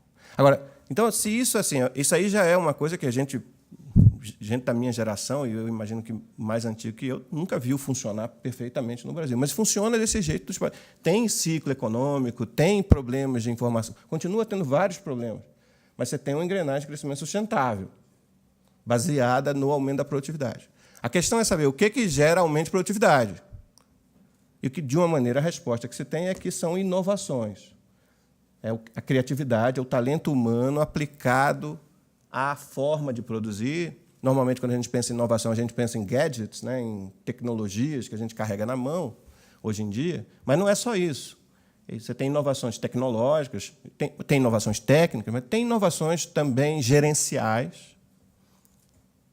A diferença entre ser atendido num coffee shop americano ou europeu e ser atendido numa cafeteria brasileira é de enorme improdutividade nossa e produtividade deles. Não tem nada a ver com cultura, né? O número de garçons e garçons que estão prestando atenção para você. Certo? Mas numa lanchonete, num país desenvolvido, você é atendido pelo cara do caixa, né? A pessoa do caixa já faz o teu café, já não sei o quê, já te dá e a coisa funciona. Gritando e não sei o quê, e uma pessoa rápida, não é isso? Não estou dizendo que a vida dessa pessoa é feliz lá fora, que ela é tranquila quando ela chega. Nada disso. Eu estou dizendo, do ponto de vista do funcionamento da economia, aquele trabalhador está num nível de realização muito superior ao que a gente normalmente encontra aqui, com variações enormes nos dois países, mas aqui muito maiores. É muito mais raro você ver uma coisa desse nível, né? Então, inovações gerenciais são muito importantes, treinamento e capacitação das pessoas.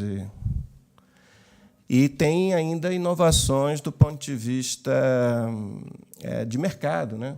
Novos produtos, novos fornecedores. Isso. Não, eu digo assim, na própria prática empresarial. Fragmentar a produção. Eu ouvi de um dos grupos que eu recebi recentemente estava representando, não vou dizer de que setor que era, mas foi ontem. Ele estava dizendo assim, o meu concorrente, quer dizer, essa empresa multinacional me contrata e também contrata na Indonésia. Mas ele está deixando de me contratar porque ele quer custo mais barato, e na Indonésia o custo é mais barato. Eu falei, cara, então você também tem que ir para a Indonésia. Por que você não vai para a Indonésia também? Isso não tem nada a ver contra o Brasil. Eu falei, mas isso é contra o Brasil. Eu falei, não é contra o Brasil. Contra o Brasil é as empresas não serem produtivas o suficiente, não estarem integradas ao mundo suficientemente. Se a gente exigisse esse comportamento de produzir tudo no Brasil da Embraer, a Embraer voltava a ser o que era nos anos 80. Uma empresa que sempre nos orgulhou, mas não era essa empresa que existe aí. É uma empresa super internacionalizada. Produz na China, produz na Flórida, produz na Europa, produz no Brasil. Não tem nada contra o Brasil, que você vai desviar uma parte da sua produção para a Indonésia. Pelo contrário. Então, há vários tipos de inovação possível. E essas inovações dependem, aí sim, das instituições, né? Depende do que a gente chama das regras, né? Direito de propriedade muito claro, concorrência doméstica, CAD, concorrência internacional, comércio internacional. Né? Estabilidade econômica e política, Formação de capital humano, e formação de capital humano não é só estatal, não é só governamental, mas é estímulo para a provisão de formação de capital humano. Já existe bastante, mas mais, pela sociedade. E regulação adequada para a oferta de bens públicos, né? Isso é muito necessário do ponto de vista de infraestrutura, mas não apenas. Mas em infraestrutura a gente tem variações importantes no nível federal, né? Minas de energia funcionando muito bem e outros setores não funcionando tão bem. Tem problemas regulatórios aí muito claros, a lei das empresas estatais, das agências reguladoras, tenta tocar e toca em vários desses assuntos. Um dos nossos relatórios que está saindo na próxima semana, não, na semana seguinte, terceira semana do mês, toca justamente em mudança de governança. A gente sintetiza simplesmente o que o setor privado diz que é necessário para ter mais investimento privado em infraestrutura no Brasil. Mas, de novo, essas são as reformas necessárias. Essas são as reformas necessárias para uma coisa que eu vou falar um pouquinho mais à frente, que é como é que você foge da chamada armadilha da renda média. Como é que você sai de uma economia que estimulou muito a produção local e passa a ter uma economia centrada na produtividade. Independentemente de onde vai ser a tua produção de todos os componentes, quer dizer, de novo, você não precisa produzir todos os componentes aqui. Compre mais insumos de fora. É assim que barateia o seu preço, aumenta a qualidade e te permite vender mais.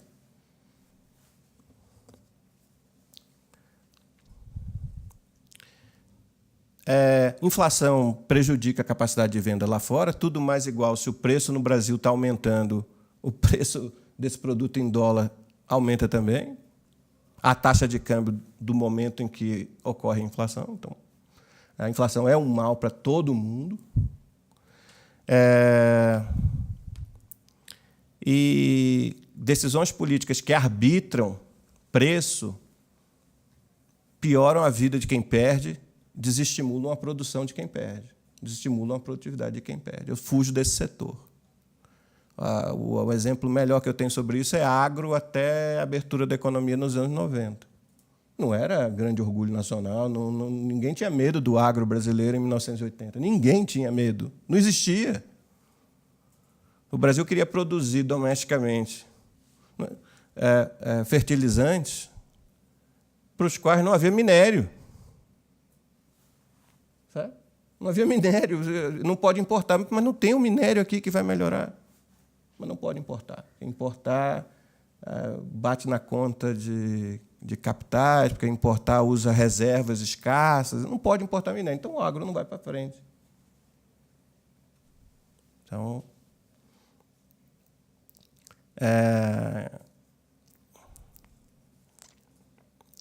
o que diferencia a atuação do Estado em diferentes países ou em diferentes áreas do governo, por exemplo? É a qualidade das decisões. E, para a qualidade das decisões, de novo, a gente tem... A economia política diz algumas coisas, né? Mais controle externo, melhor. Nós estamos aqui num órgão de controle interno, né? Externo, justo. Mais controle externo, melhor. Controle interno não faz mal a ninguém, é preciso ter também, mas mais controle da sociedade.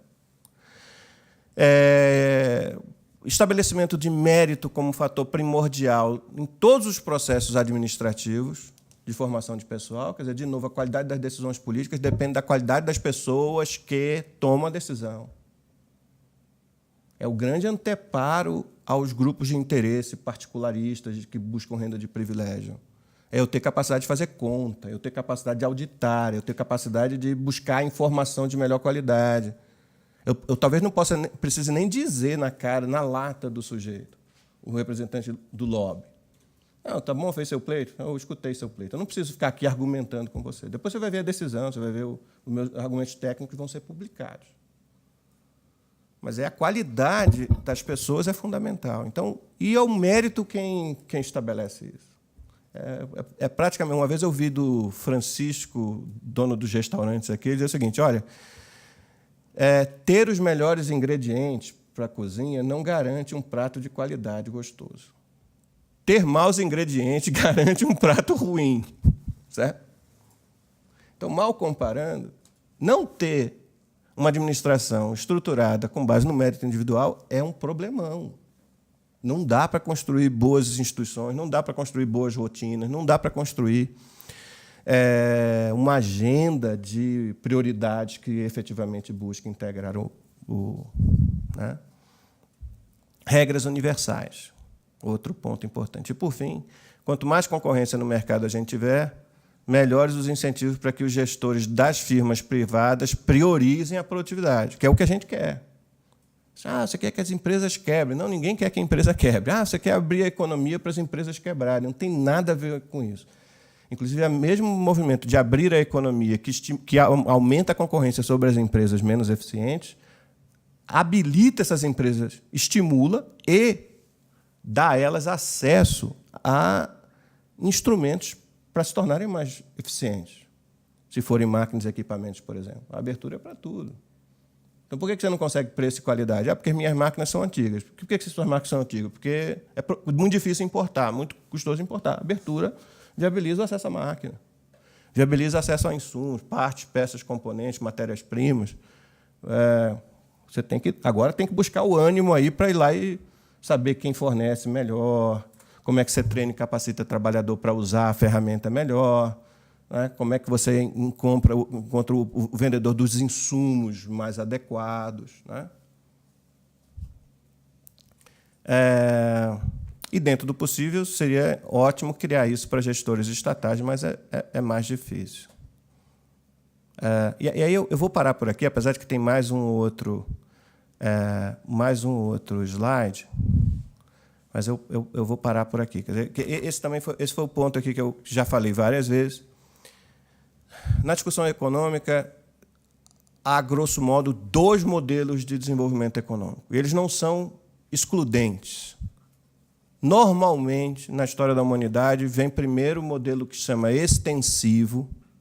A grande crítica do Krugman ao modelo asiático, lá nos anos 90, é que ele dizia: não tem novidade nenhuma na Ásia. Ele estava errado, mas, naquele momento, parecia correto. Que ele dizia: o que eles estão fazendo não tem inovação. O que eles estão fazendo é, basicamente, fazer o que todo mundo fez, que é aplicar mais fatores produtivos à produção. Fator produtivo: terra, trabalho e capital desempregado não gera aumento do PIB. Para fazer crescer o PIB, você precisa empregá-los. Então, ao empregá-los, o PIB cresce. Mas vai crescer até um limite, porque essas pessoas e essa terra, usando ferramentas muito primitivas, até hoje, e usando uma mão de obra muito pouco qualificada, rapidamente vai chegar ao limite do que a produção é possível crescer. Tem uma piada, inclusive, acho que quando o Stalin estava visitando a China, aí teria visto uns trabalhadores chineses, coitados, lá, dos anos 50, né? Cavando, cada vez com uma pá. Não, então não foi na China. Isso já era a China comunista. Talvez no início da China comunista, 52, 51, antes dele morrer. Aí cavando com pá. Aí o Stalin teria dito: mas, por que vocês não usam uma ferramenta mais moderna? Ele disse: não, mas assim a gente emprega muito mais gente. Porque assim a gente, para realizar o trabalho, a gente precisa de muito mais trabalhador. E muitas vezes a discussão no Brasil é um pouco assim. Na ideia de que você vai gerar emprego, você supostamente tem que bloquear a produtividade. Quer ver uma discussão dessa ridícula? Bomba de autosserviço nos postos de gasolina. Uma discussão dos anos 90. Pintar meio fio em Brasília. Pintar meio fio. Mas, assim, não pode renovar a bomba de autosserviço, não podia, não sei se já pode, mas não podia porque ia gerar 150 mil desempregados de frentista de posto de gasolina. Cobrador do ônibus. Eu lembro que, quando a Marta Suplicy permitiu, também não devia ter dito isso, né? Permitiu a cobrança de cartão, aí ela queria ver essa discussão, vai desempregar, ela falou assim: não, vamos transformar, então, esse trabalhador que já está dentro do ônibus quase que um office boy. Ele ia pegar cartas para o correio, ele ia não sei o quê. Não vai funcionar. Não é por aí, né? Mas, de novo, então, o crescimento extensivo é um crescimento de agrega fator de produção. Tem um limite, os fatores de produção vão acabar. Ou em algum momento, se tudo der certo, todo mundo está sendo usado. Agora, como é que cresce? Não cresce mais. Então, as taxas de crescimento vão caindo se não houver aumento, mesmo com aumento de produtividade, mas começa a cair.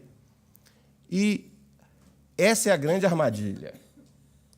Que as regras, as instituições que foram criadas para botar todo mundo para trabalhar e toda a terra para trabalhar, muitas delas diminuem a produtividade. O exemplo soviético.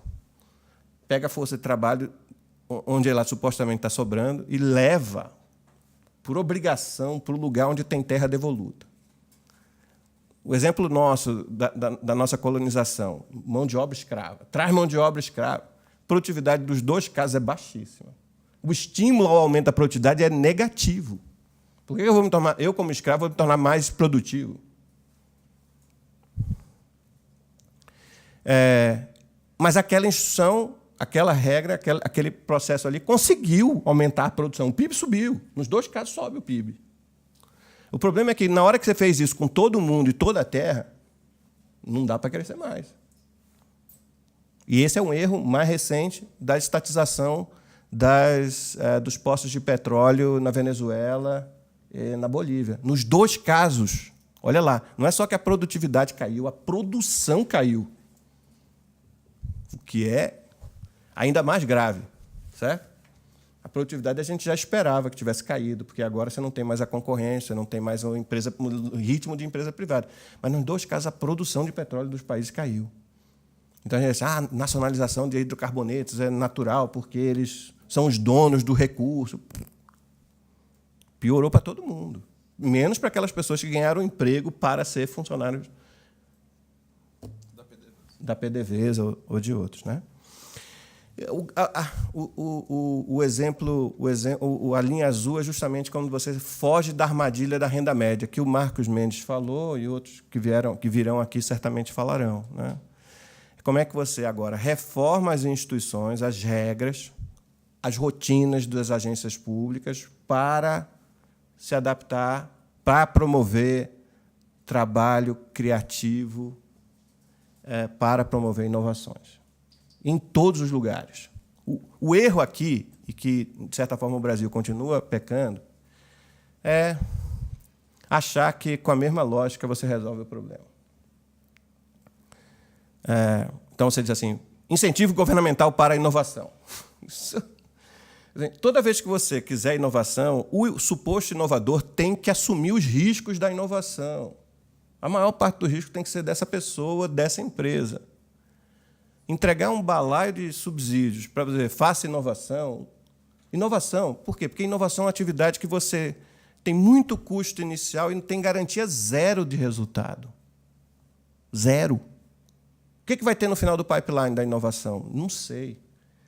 A gente espera chegar lá. Em quanto tempo? Não sei, porque justamente você está trabalhando com o que não existe.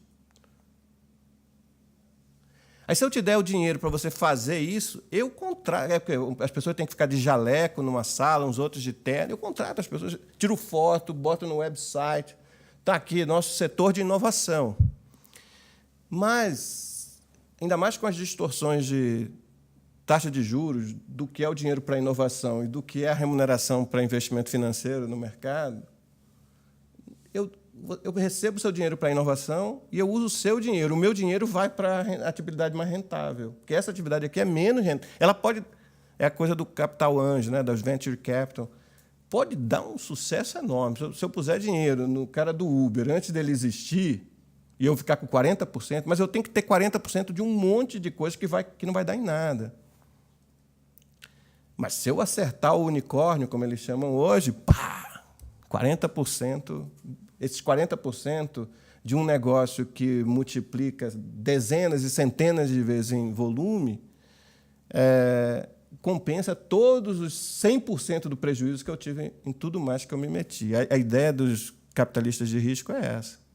Mas se eu não tenho que botar o meu dinheiro, eu pego o teu dinheiro, começo a fazer isso aqui, minha disposição a ficar olhando e realmente investir com cuidado, atenção, nurture, né, esse empreendimento é baixíssimo. Aí eu vou lá e a minha atividade rentável é essa. Minha atividade passou a ser o cara que capta recurso a custo baixo e usa o seu recurso alavancado para outra coisa. Eu faço isso aqui. Mas como ninguém tem como me exigir resultado de política de inovação, não tem como exigir. O sujeito sabe disso. Conversei com, não vou dizer para vocês, porque não dá para confiar no TCU, mas eu ouvi de um novo plano aí de inovação em algum lugar que tinha uns cheques aí de R$30 mil para sair distribuindo. Eu falei assim, isso é custo perdido, né? É custo perdido. Pô, tem gente na Esplanada que está louco para pegar vários desses cheques. Tem vários projetos, tem pipeline de projetos. Não tem como exigir resultados. Sem contar que a gente travestiu muita coisa de programas de inovação para o famoso rent-seeking, né? Isso. Inovar alto, por exemplo, a gente... Não... Vai surgir uma indústria para pegar esse dinheiro, naturalmente. E vamos lá, o sujeito quer fazer inovação. Vamos dizer que você acertou. No mínimo, ele consegue... Esse dinheiro é um custo mais baixo, ele investe nisso. E o dinheiro a custo mais alto, ou mais arriscado, que ele iria captar no mercado, que ele iria usar das suas próprias... Ele reduz a exposição nisso. Não é a melhor das atividades. Então, quando a gente está falando em inovação, é muito mais importante entender quais são os obstáculos ao uso do recurso próprio das empresas para a inovação. São elas os grandes ganhadores. Startups, coisa pequenininha. Você pode até se dar o luxo de entrar, mas o grande volume para a inovação, o grande volume para... Isso é privado, tem que ser privado. E essa é a grande diferença do que dá certo e do que não dá certo. Porque tem pouquíssimos unicórnios lá fora. Estamos falando do quê? De uma coisa que você aposta quando ela não existe. Todo mundo está mudando, tudo parece aqueles aquele time-lapses, né, que você bota nas nuvens e passa 24 horas de nuvem. Está tudo mudando no ambiente econômico. E você fez uma aposta muito cedo que muitas vezes vai dar um resultado positivo, mas muito diferente do que era previsto. O aplicativo que você foi pensado inicialmente acabou tendo um outro uso. De tal modo que não dá para confiar uma quantidade grande de recursos a fundo perdido, com um custo de oportunidade tão alto quanto esse, né? Então, não dá para fazer mais do mesmo. O governo financia, o governo escolhe setor, o governo entrega a fundo perdido, o governo faz isso como se tivesse informação perfeita. Não dá para fazer mais isso. Esse é o desafio. Agora você tem que convencer a sociedade que tem que mudar a regulação, de que risco é bom, de que concorrência é bom, que o sucesso é a produtividade. Aí eu termino aqui minha tarefa e deixo nas mãos do TCU fazer isso. Porque esse é o grande desafio. Como é que você constrói, a palavra da moda é narrativa, para dizer que agora é assim. Esse é o jogo. E isso não quer dizer que a gente começa a ganhar no dia seguinte. Não começa. Você pode ter uma curva em J, que muitas vezes se refere a isso, né? Você começa perdendo. Porque tem um processo aí, é uma destruição criativa, né? Mas ela vem primeiro a destruição. Depois é que você aposta que talvez venha a criatividade, talvez venha a inovação. Mas, no primeiro momento, é dizer, olha, o jogo jogado até então, agora tem a grande desculpa da crise fiscal, que é ótima. Assim, não dá para fazer mais isso. A gente vai fazer isso gradualmente, estamos sinalizando, mas tem que fazer. E a gente tem um desafio agora que tem gente dizendo que vai fazer a partir de janeiro, mas é muito difícil fazer esse discurso até lá, no embate eleitoral. Você é taxado de um monte de coisa. E aí, por não fazer o discurso, o que você é capaz de fazer com legitimidade a partir de janeiro fica complicado. Então, esse é um jogo político muito difícil. E talvez, para vencê-lo, a gente precise de mais gente jogando esse jogo, dizendo em várias instâncias, por isso que a gente tem publicado lá, dizendo o jogo é esse, tem que fazer. Tem custos no curto prazo, sim. Mas a administração desses custos tem que ser feita com transparência, dizer assim, olha, nós estamos nos retirando, hein? O governo não vai fazer mais isso. Esse é o desafio da reestruturação do BNDES, por exemplo. Esse é o desafio de você iniciar um processo de compras governamentais para atrair mais concorrência, e não para tentar entrar no mercado dos outros apenas, ou em primeiro lugar. Esse é o desafio de negociar, de aceitar acordos internacionais que impliquem maior liberdade de aquisição de máquinas e equipamentos pela indústria, inclusive a indústria de máquinas e equipamentos brasileira. Ela também precisa de máquinas e equipamentos. Mas o sindicato da indústria de máquinas e equipamentos, com medo de que seja taxado, ou que acabe dando espaço para uma abertura mais ampla, ele é contra a renovação da própria indústria de máquinas e equipamentos, porque ele é contra a abertura. Então, é preciso ir avisando para exatamente dizer o seguinte: olha, esse é o pano de fundo em que os políticos, os candidatos, os partidos vão dialogar sobre coisas que são eleitoralmente mais sensíveis ou eleitoralmente mais viáveis, né? Mas a sociedade como um todo tem que se dizer o seguinte: o jogo é esse. No fim das contas, o que importa é aumentar a produtividade. De todo mundo, sem escolher quem. Né? Daquele marceneiro que a Flávia quer até o funcionário do Senado que o Tancredi falou para mim. Então, todo mundo tem que aumentar a produtividade. Eu paro por aqui, eu falei quase até meio-dia, usei todo o tempo. Né? Desculpe, e muito obrigado pela atenção. Olha, eu é que agradeço, nós é que agradecemos, e já vamos às perguntas, pode ser? Eu fico mais tempo, tá? Eu já vou usar a minha prerrogativa aqui de estar com o microfone e já faço duas rápidas, tá certo? Como você vê a questão de um órgão como o TCU, de controle externo, fazer a evidenciação do rent-seeking, porque esse jogo é complexo e alguém precisa evidenciar para a sociedade quem ganha e quem perde? Esse é o primeiro aspecto, primeira pergunta. Segunda pergunta é em relação à entrevista do Edmar Baixa, até citando um relatório de vocês lá da SAI, que a única saída para fazer o aumento de produtividade num país é a abertura da economia. O segundo eu acho ótimo, né? Te agradeço por tocar no assunto. Quer dizer, eu acho que ele tem falado. Hoje no Estadão, se não me engano, tem um relato sobre um debate da Folha. Tem um debate que houve em São Paulo, financiado pela Folha, de 4 economistas ligados a candidaturas distintas. E eu acho que há um razoável consenso ali de que a abertura é fundamental. A abertura comercial, né, nós estamos falando. Mas ela é mais que isso, é também para investimentos, é também para serviços. A despeito de que o Brasil atrai muito investimento, pode atrair muito mais. É o que vai tirar a defasagem de ser a 5ª população, o 5º em área, a 8ª economia e o IDH, que é número 40, e o PISA, que é número...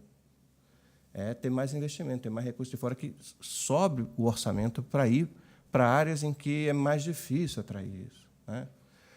Então, acho que o Baixa tem, o argumento do Baixa de que a abertura comercial é a mãe de todas as reformas, porque eu acho que ela cria uma economia política interessante. É o que eu fico na minha expectativa lá quando eu vou atendendo os grupos de interesse, principalmente os mais fortes. É o seguinte: como é que eu transformo esse sujeito que está pedindo renda de privilégio, como é que eu transformo esse grupo num defensor de acabar a renda de privilégio dos outros grupos que prejudicam a ele? E, para isso, você precisa de um plano engenhoso de economia política para dizer o seguinte: por onde que nós começamos a abertura? Ela tem que ser gradual, ela tem que ser avisada, ela tem que ser... Mas ela não pode ser a última das reformas, que é o que o setor privado normalmente vem dizer para mim. Primeiro você resolve a questão tributária e fiscal, depois você resolve infraestrutura, depois você resolve capital humano. Ontem, por exemplo, houve um argumento como esse na página 3 da Folha, na Folha de São Paulo. É o argumento Fiesp, né, normalmente. Exatamente. Então, ele normalmente vai dizer isso. Eu entendo as dificuldades, mesmo. Por isso, gradual. Mas assim, o jogo tem que ser outro. O jogo da representação de interesse tem que ser o jogo pela produtividade. Então, não adianta você ficar defendendo... Volta ao meu ponto óbvio, né? Políticas que desestimulam a produtividade, desestimulam a produtividade. E não dá para ficar jogando esse jogo. Vamos ficar esperando. A gente tem que jogar esse jogo em todos os frontes. E eu quero o setor privado, é desejável, o setor privado jogando em prol disso. Para começo de conversa, aqueles que são mais prejudicados no curto prazo, da pequena panificadora do Maranhão até a grande empresa de tecnologia, que precisa que a gente use as coisas, mais gente use as tecnologias mais modernas, e depois pegando todos os antigos campeões nacionais, porque eles também são prejudicados. Né?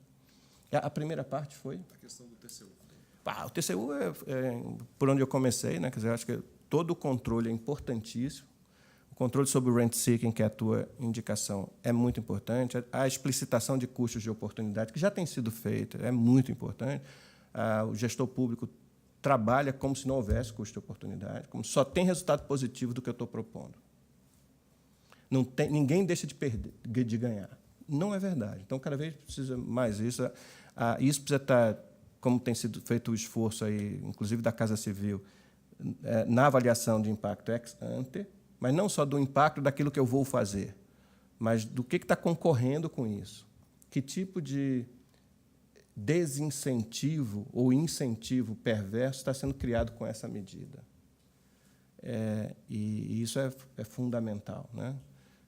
Então, a explicitação de todo esse rol de preocupações, chegando pelo TCU e chegando por mais áreas do setor público, é extremamente bem-vindo, né? Por exemplo, eu sei da intensa cooperação entre TCU e OCDE. Aí eu tive um pequeniníssimo papel na decisão de submeter a candidatura brasileira, né? O ano passado. E realmente muito pequenininho. E a OCDE é um enorme mecanismo para nós disseminarmos melhores práticas pela administração pública como um todo, né? Então, medidas como essa e cooperações como esta são fundamentais para que o gestor público tome decisões de qualidade.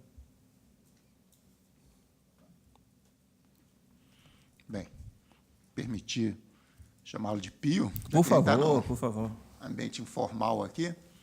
Então, assim, a secretaria que trata de estratégia, a gente está vendo que, por exemplo, das revoluções industriais, está falando agora que a gente está no limiar da quarta, né? Terceira, que foi de informação. O Brasil perdeu até a terceira, porque a gente não se integrou nas cadeias, das grandes cadeias produtivas industriais.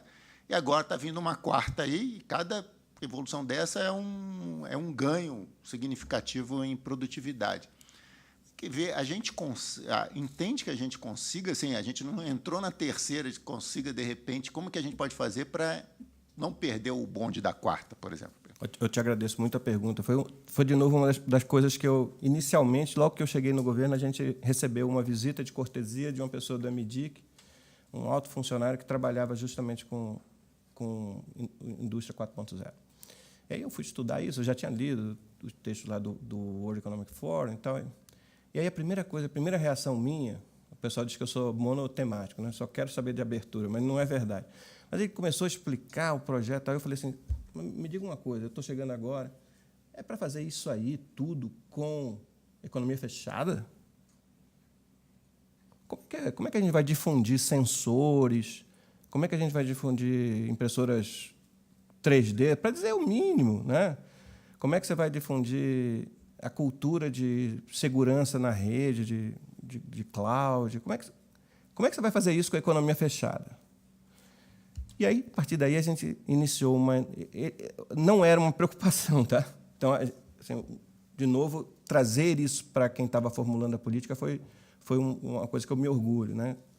Então, a partir daí, começamos uma cooperação muito forte. Depois, eu estava defendendo dentro da Camex e conseguimos aprovar cortes de tarifas a zero de robôs industriais, por exemplo, e de robôs de várias outras. Depois eu pedi uma lista para ele, tudo aquilo que era preciso. Era até um bom ponto de negociação minha com o MDIC, porque isso vinha de dentro do MDIC, que normalmente expressa o interesse das organizações industriais mais fortes, né? Então, a preocupação é fundamental. De novo, proteção reduz o estímulo à ganho de produtividade. É você usar a tecnologia mais moderna que está aí. Para entrar na quarta revolução industrial, ou para entrar até na terceira revolução industrial, acho que a gente está na 1,5, 2,5, é uma avaliação que existe em geral, injusta. Por exemplo, fármacos está muito avançado e outros setores têm indústria 4.0, mas a gente está ainda, como você bem disse, antes da terceira, né?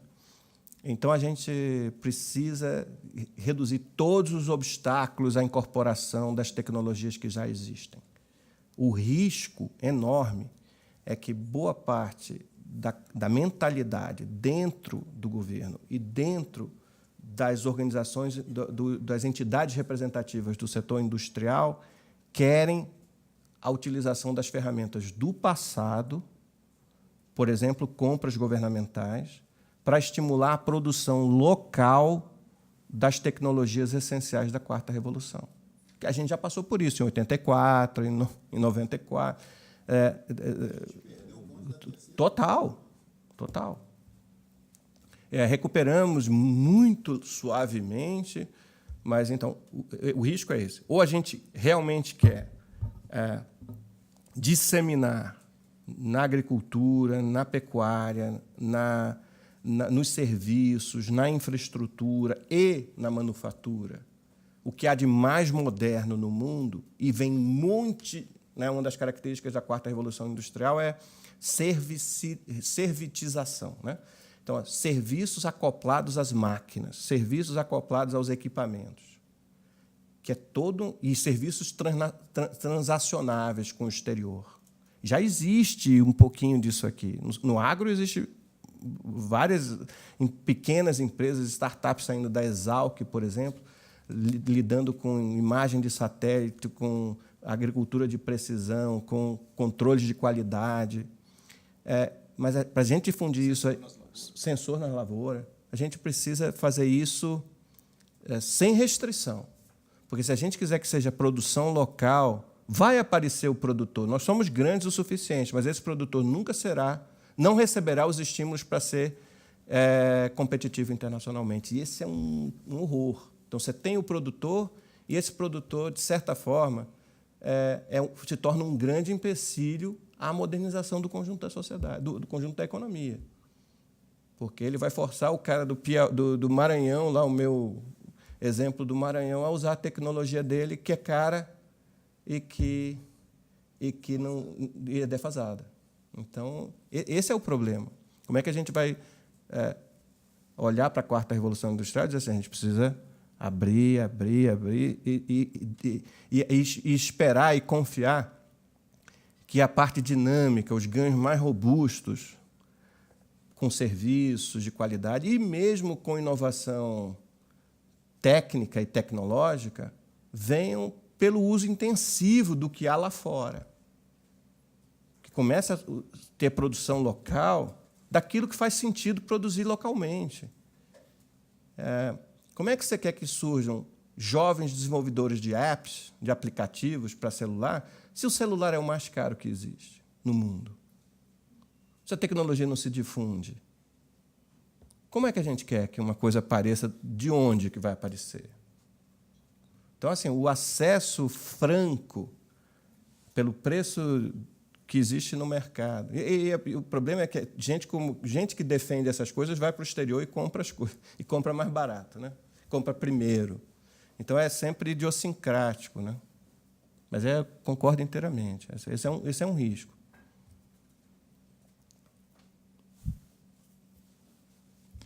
Bom dia. Bom dia.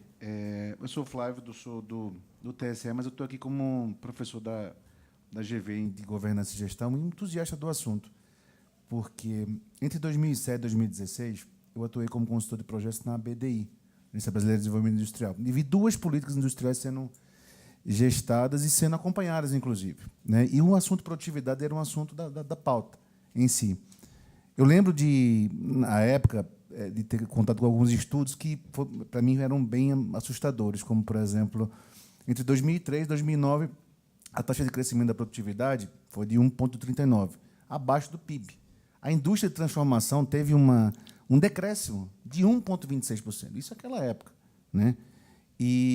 Mas, trazendo para os dias atuais, eu vi agora uma entrevista lá do Ilan, do Banco Central, que ele falou uma frase muito simples, mas, para mim, é muito significativa, que o Brasil é muito caro porque é muito ineficiente, especificamente. Bom, diante desse cenário, em relação à produtividade, a gente acompanhava muito o desenvolvimento da política, das ações, mas a coisa não acontecia. Impressionante, como o resultado não acontecia. E hoje eu vejo nitidamente, fazendo inclusive uma ponte com uma palestra antes de ontem do ministro Augusto Nardes sobre o desafio do Brasil, que é a governança pública, eu vejo como a governança pública influencia muitas vezes negativamente na gestão. A gente pode estar muito preparado para trabalhar com esse assunto, mas eu ainda vejo uma governança que joga contra muitas vezes. Falta de continuidade, falta de accountability, um lobby absurdo de alguns players que jogam contra. Então, minha pergunta é, como é que a gente consegue, então, blindar essa gestão, essa vontade de desburocratizar, de implantar um projeto como esse, com a governança que a gente tem, especificamente? Bom, eu te agradeço pela pergunta, Flávio. E, assim, a tarefa da governança é uma tarefa fundamental para o setor público e para o setor privado, né? Cada vez mais se exige boa governança. Anos atrás teve o novo mercado brasileiro que exigia o quê? Governança. As empresas que assumiam, privadas, que estivessem cotadas em bolsa, podiam optar pelo novo mercado quando elas criassem as regras de boa governança, de certa forma, seguindo um padrão internacional, né? E cada vez mais nós precisamos fazer isso. E a preocupação com governança é uma preocupação que tem entrado, nós estamos melhorando em relação a isso, nós estamos piorando, mas há períodos em que melhoramos mais rápido e há períodos que melhoramos menos. E o TCU, de novo, tem importância nisso. E outros órgãos da administração têm importância para difundir essas práticas. Existe uma enorme defasagem entre órgãos da administração, né? Entre ministérios que cuidam de infraestrutura, por exemplo. E os resultados são óbvios, né, em relação a isso. A grande questão é saber por que não há um aprendizado em relação a essas práticas. Talvez algo que seja mais função dos analistas políticos do que dos analistas econômicos, mas é a tarefa de todos, né? Então, como fazer? Cada vez mais você tem que exigir nos órgãos de controle, exigir que as boas práticas sejam seguidas, né?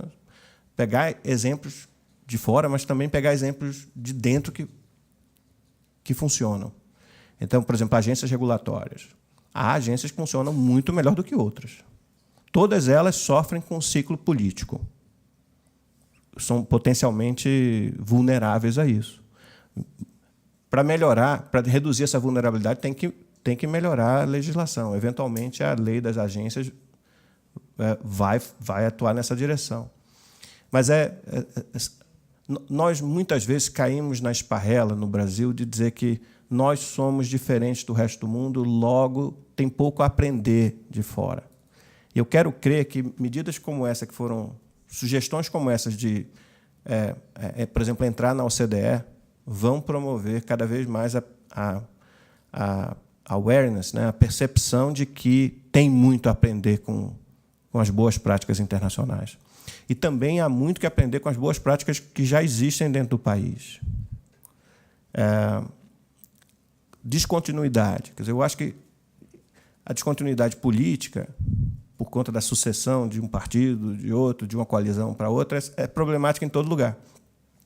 Mas a gente, cada vez mais, tem que ter um movimento internacional, foi o quê? Reduzir o impacto que mudanças, ou no gabinete em países parlamentaristas, ou em ministérios nos países presidencialistas, provoquem do ponto de vista da estrutura e das rotinas da administração. Não tem que olhar para as rotinas, tem que olhar para as estruturas de governança e trabalhar continuamente no movimento de aperfeiçoamento. De novo, órgãos que não sofrem com o clima político eleitoral, que não sofrem com a oscilação político-eleitoral, como o TCU, é importantíssimo, né? Tem uma tarefa aí para dar continuidade. Órgãos de Estado que se mantêm, faz o controle da administração e indica melhores práticas e avalia projetos que perpassam administrações, né? Chamando sempre a atenção para dizer, tem que cuidar da governança, tem que apresentar transparência, tem que ter compliance, tem que... Então, eu acho que o caminho é por aí. Mas eu sou daqueles, o meu otimismo vem na direção de que o Brasil, mesmo que faça, às vezes, 2 saltos à frente e 1 para trás, que em alguns períodos ande lateralmente como caranguejo, nós estamos apresentando que cada vez menos somos diferentes de outros países que passaram pelo que nós estamos passando. Que cada vez mais as experiências internacionais, as referências internacionais, as boas práticas internacionais nos servem muito bem, a despeito das especificidades que existem na nossa conjuntura, não nos nossos problemas. Então, o nosso momento no ciclo político eleitoral, o nosso problema, a nossa especificidade na nossa trajetória de combate à corrupção, o lugar em que nós estamos. Mas a experiência internacional é muito rica. Lava Jato se beneficiou muito do entendimento que alguns indivíduos-chave nesse processo tiveram do caso italiano. A gente cada vez mais sabe disso, né? Então, tem as particularidades da nossa circunstância, mas não do problema. O problema tem a sua universalidade. Então, acho que essa é uma mudança de mentalidade muito importante, que tem sido feita, tem se mantido, por mais que no midiático das coisas pode parecer que, olha, a gente não aprendeu com a nossa própria história, mas temos aprendido. Num ritmo, alguns podem dizer que é mais lento do que seria desejável. Certamente é mais lento do que eu gostaria, mas está na direção correta. Nós não estamos, de maneira nenhuma, andando para trás e nem andando só para o lado, né? Obrigado. Todo mundo quer almoçar, hein? Como eu exagerei muito, né? Bem, vamos encerrar, então. E eu, mais uma vez, agradeço, Pio, pela gentileza, pela prontidão de ter vindo aqui ao TCU, por nos permitir gravar essa palestra que vai ser colocada na nossa página, e agradecer muito a presença de todos. Obrigado. Obrigado. Obrigado.